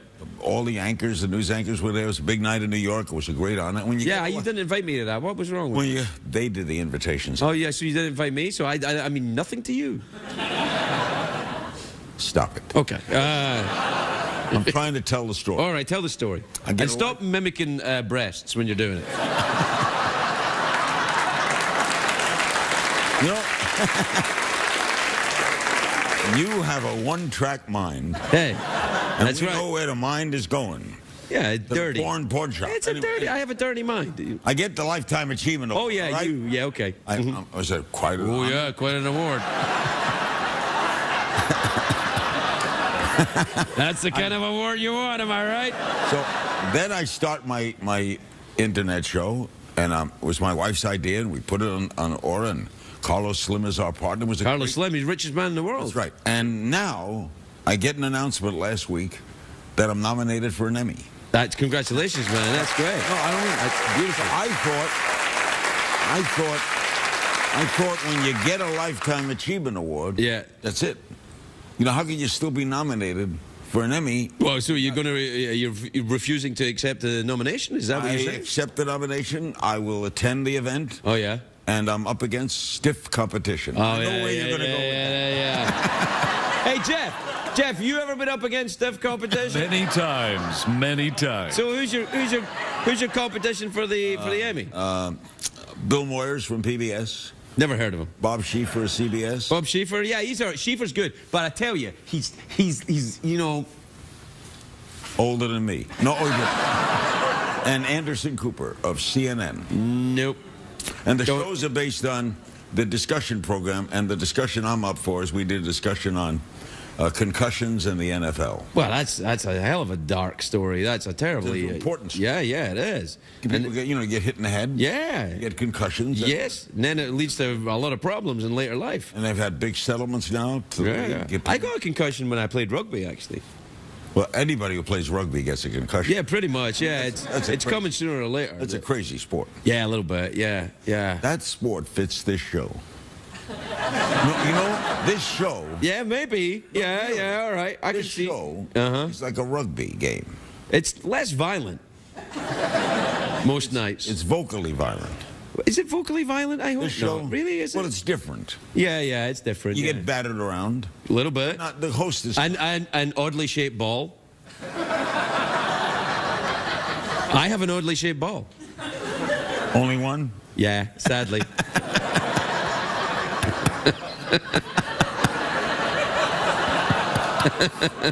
If you're watching this, it's not PBS.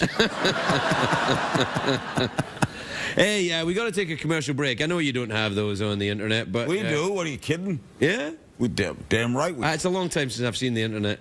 You want me to take the break for you? Yeah, go ahead. Do the thing. I think it's that camera. Go ahead. We'll be right back with more of The Late Late Show starring Craig Ferguson. Don't go away.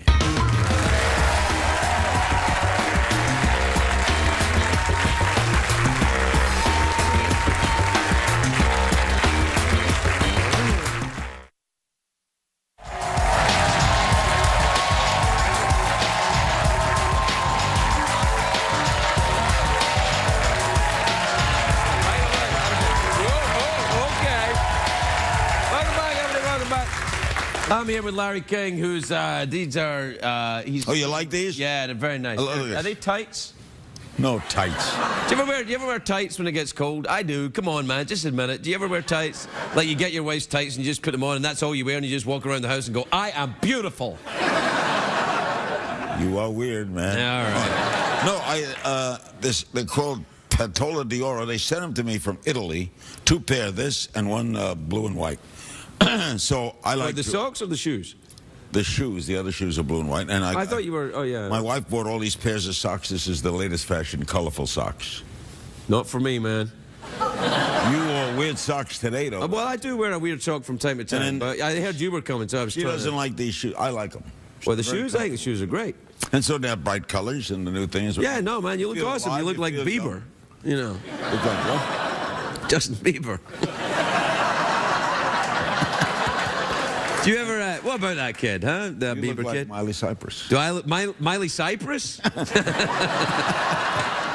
I put her in Cypress Gardens. All right. You ever go to Cypress Gardens? No. That's a good switch. Yeah, where is Cypress Gardens? Is it in Florida? Yeah. That's where the girls go out all on water skis and they put on water ski shows. Do they still do that? I don't know. I know, it sounds to me a kind of little bit 1930s, Larry.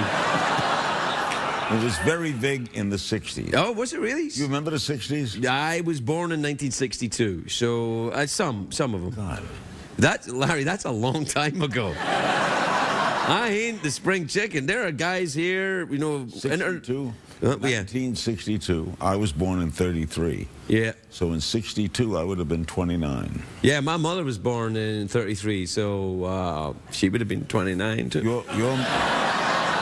Your mother is my age. No. Oh, wait a minute. My mother is unavailable, Larry. But she would have been. She would have been your age. Yeah, absolutely. Oh, she passed away? Yeah. That's not funny. No, I know. It's a nervous laugh. You're talking. No, of course it's not funny. You're talking to someone the same age. What? Well, that's what I'm saying. I'm a little nervous talking about it because I realized that, you know, my mother passed away. And, you know, I don't want to freak you out or anything. I want to be around. I want to be around it because I don't think you're going anywhere. But a lot of people do think, you know, that you're. Well, listen, here's the thing. You start talking about that kind of... me? No, I wouldn't kick you, man. No. It was close. Earlier on, maybe in the first segment. No, I respect people. I respect people who believe that. So are my wife believes it. My in-laws believe it. But I just can't accept. I can't make the leap. Well, you know, here's my thing. I think that, you know, if there is such a thing as, you know, an afterlife, I don't think part of the requirements for getting in is whether or not you believe in it. That would seem like a little petty to me. Judgmental. A little petty. Judgmental. A little petty. Did you believe in this before you got here? Nope. Well, then. But if you believe in it, you can't be proved wrong because it's either there or goodbye. Well, you know, here's the thing, though. I quite like the idea, because I used to not believe in anything, and then I thought, no, I quite like believing in things, because if I'm wrong, who loses? And it feels better to believe, so I'm going to believe. Okay, I'll believe. Yeah, why not? What if in the next life, I'm hosting a show like this, and I'm 33, and you're the guest, and you're 80. We do a switch in the next life. So in your calculations at the moment, you think I'm 33? You know,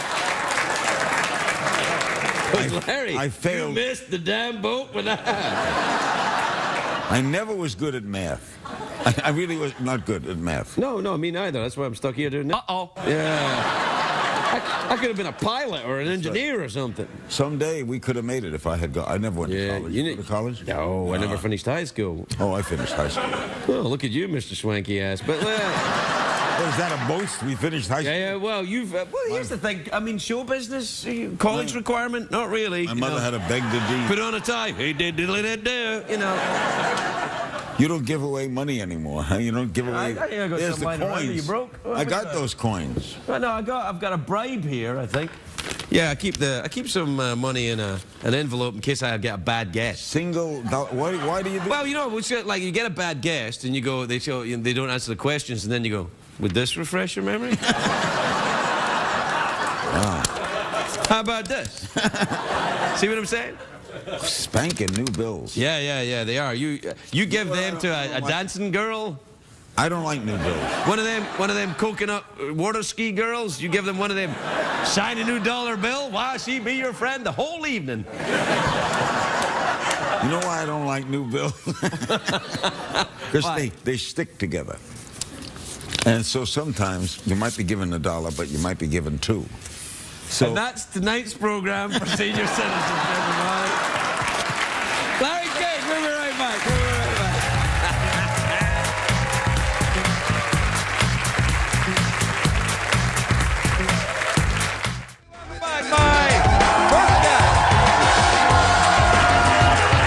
My first guest this evening is a broadcasting legend. He is an astronaut. He has his own fragrance. What's his fragrance again? Yeah. I think that's how he makes his own fragrance. I see. Yeah. He's an American treasure. He's a good friend of mine, a good friend of the show. He is, of course, the great Larry King, everybody.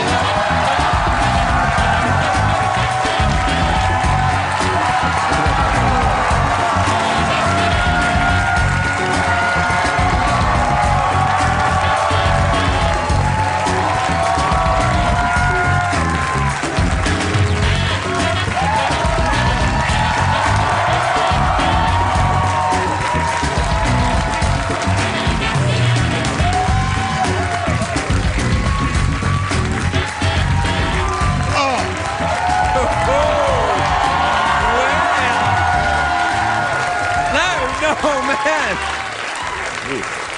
First. Larry, you look great. And very Scottish. This is a Jew bearing gifts. I feel so different. First, in preparation. Yeah. Okay. Second, I'm gonna take this out of my sporn. You know how to say it. They taught me. Yeah, that's nice. It's a sporn. Oh, you're suspenders. Oh, suspenders. Oh, thank you.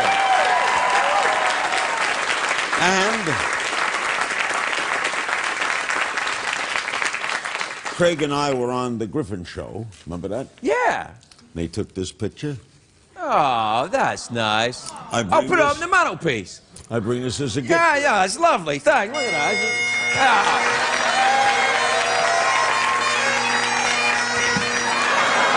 Oh, no. It fell. It fell. I'll put it here.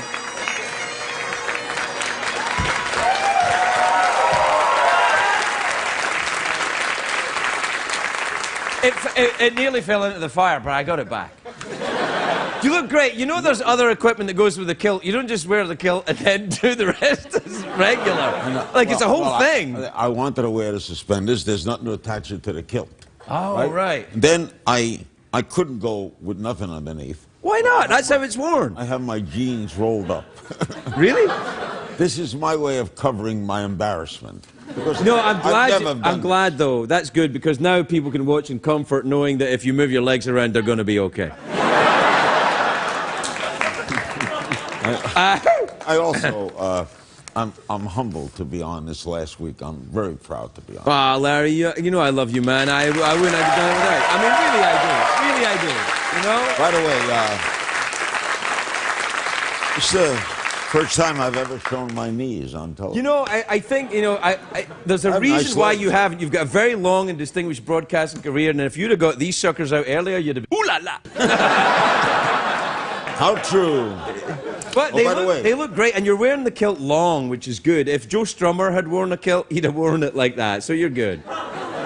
Who's Joe Strummer? Yeah, don't ever ask me that again. Anyway, by the way, my wife, Sean, you know the love. Yeah, of course, beautiful woman. We have a podcast together now, and you're going to be on next week. Oh, You that's... just have to call in. It's going to be great. You're going to be on. Okay. It's yep. called Back. In addition to my many other things. Yeah. It's called Back and Forth with Sean and Larry King. Back and So forth far- with Sean and Larry King. But So mostly so far it's just back with her, and I drop in. she makes you do it. I sort of bounce off her. Uh-huh. I didn't mean it that way. Yeah. I have all right. a poem for you. Yeah. Oh, a poem. Written by my producer. Man, you've got like a whole thing I going on can't wait. tonight. Okay, what you got? Judges. Oh, I will. Hang on. Let me get my judging pipe. My dear Craigie Ferg, my favorite Scot, oh how we'll miss you and that gay robot. It's pretty good. Your last guess I thought I would be, but apparently it's Jay Leno that you like better than me. No, don't go on. It's true. At 12:30 you've become my nightly habit. I love Secretariat, Miriam, and even that foul-mouthed rabbit. One ding, two digs, we are all still German. Why am I here and not Pee Wee Herman? It's a great day for America. We'd wait for him to say. But now it's only days before all this goes away. Are you acting and doing the poem as well? A show once done from a basement, who knew? All this from playing the boss of Carrie named Drew. Oh, that's very clever. Yeah. So what did we learn on the show tonight, Craig? To leave a job like this, you must have a big CBS nest egg. Now you have to be involved. And so we say goodbye to the snake mug, mouth organ, and awkward pause. Won't you please stand up and give Craig some well-deserved applause? Oh.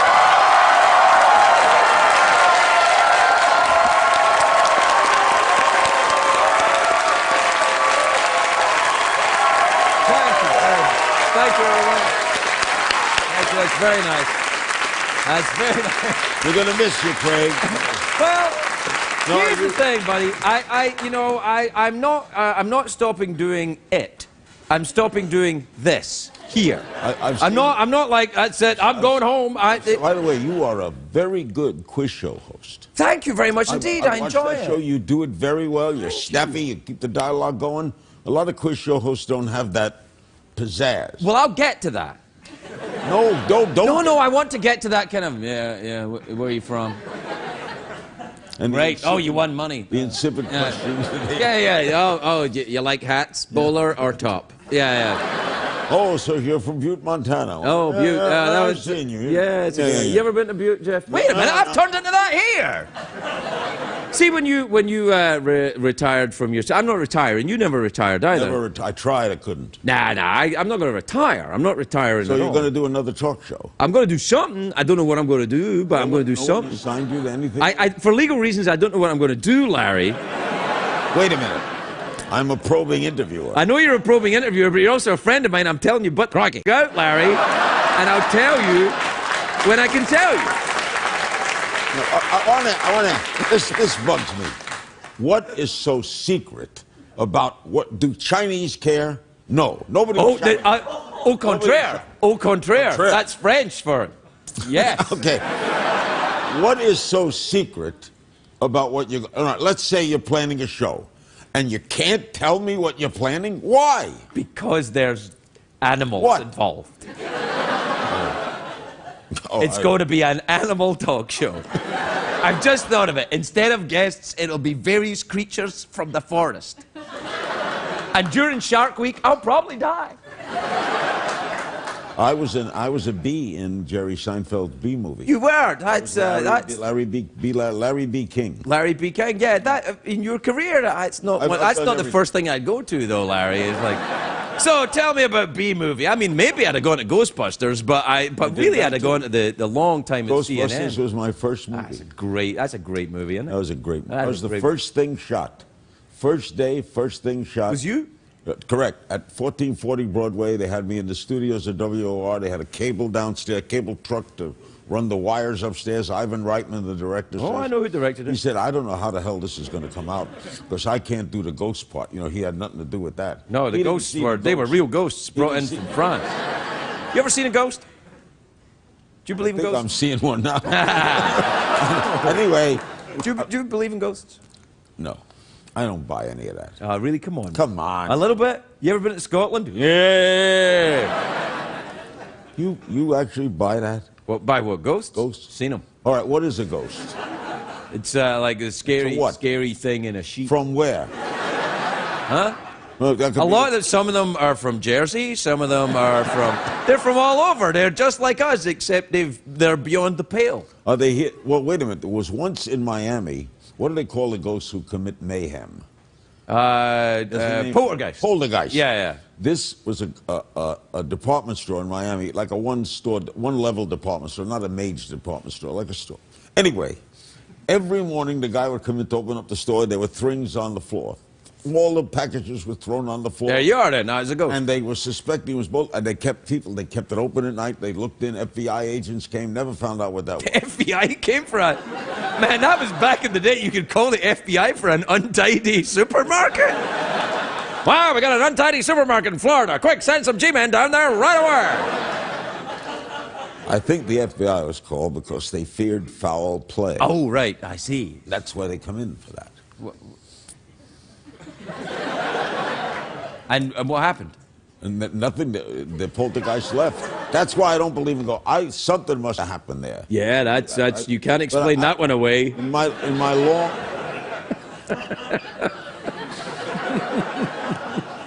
Why do I come here? Because you love me, man, and I love you right back. I love doing this. Well, show. see, I love talking to you. Be on in this eventful week. Yeah, it's a good week to have you here. John Hamm last night. John Hamm last night. Tonight, who's tomorrow? That's a secret too. Who? What? Betty's in tomorrow. Betty White tomorrow. Betty. Oh yeah, no, I love Betty.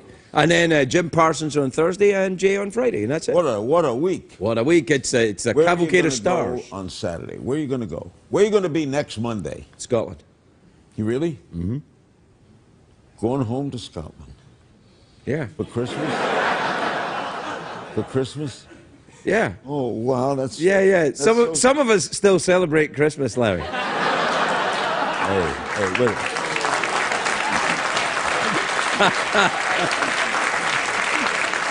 First of all, I want to get this straight. The holiday was named after a very prominent Jew. That's true. That's absolutely true. Hold it in the right place. Yeah.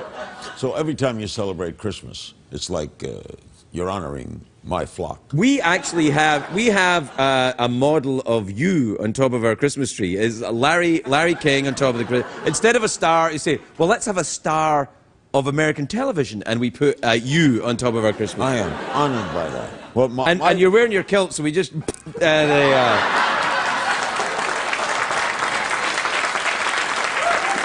know, one of the rules of talk show history is don't top the guest. Yeah, that's why I'm quitting. No, my Christmas is a little different. I'm a Jew. I married a Mormon, and we have a house in. So if you guys walk into a bar, all you need is a priest, and you got a joke right there.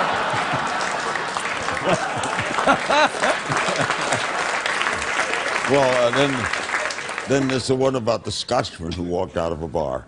Could happen. We gotta take a break. We'll be right back with Larry King.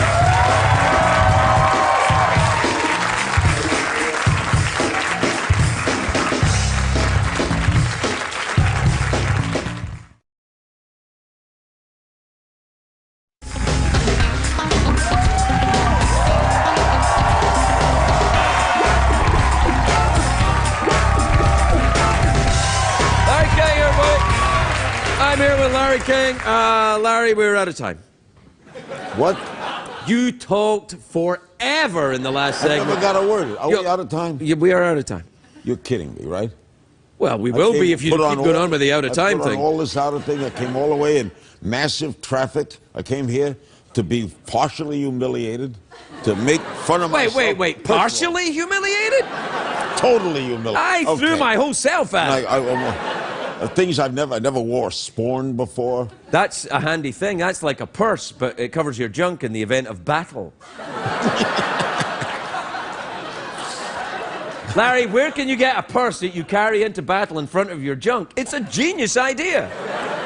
Hang on, I'll get my keys. Why am I here? You're here because... Why did you invite me? Because you're a genius of broadcasting, and because I've always respected you, because I continue to respect you, because of the work you've done in American radio and television over the years should be respected. You're great at what you do, and I enjoy talking to you. That's why you're here. What's the kamanago?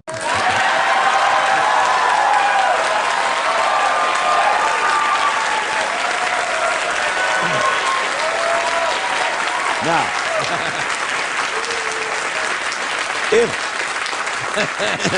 and I know you've got a deli in Beverly Hills. Not a deli, a bagel store. Bagel store, sorry. You know Tim Conway and I once on my old radio show. Yeah. And we were kidding about television.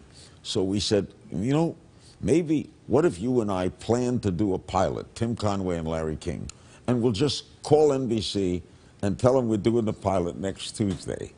And we called them, and we spoke to programming, and we went down to NBC, and they had the pilot schedule. Wow. Yeah, they didn't know I was on the schedule, 3:30. We didn't know what we were going to do. That's kind of the whole thing behind this show. That's the key. That's the key. They don't know what they're doing. They don't know what they're doing. They don't know what they're doing. They don't know what they're doing. They don't know what they're doing. They don't know what they're doing. Management never sleeps. That's why they don't know what they're doing. They're tired. They golf. It's a different world now, 500 channels, and you can find everything. What's your show on Hulu? On Hulu, it's Aura TV. It was my wife came up with the idea. Yeah. Carlos Slim is the partner. Carlos Slim, he's think he lend me some money till I get back on my feet. You've never been off your feet. Anyway. Oh, Larry, in the 80s. Oh, yeah. And so we came up with Aura TV. We're a wonderful network. We're in our 3rd year. I have a lot of fun doing it. We have other shows on it. You've been a guest on it. Sure. And now my wife and I do a radio podcast. No podcast, and we come full circle. Hakuna Matata, we're out of time. Larry King, everybody, Larry.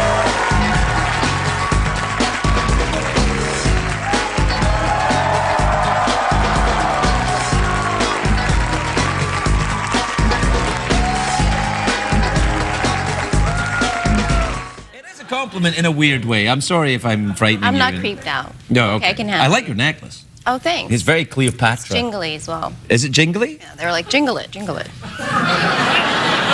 We were doing it in the dressing room, like. Look, if you do that, she'll stop doing it. Shut up. Oh, really? I didn't notice it jingling there.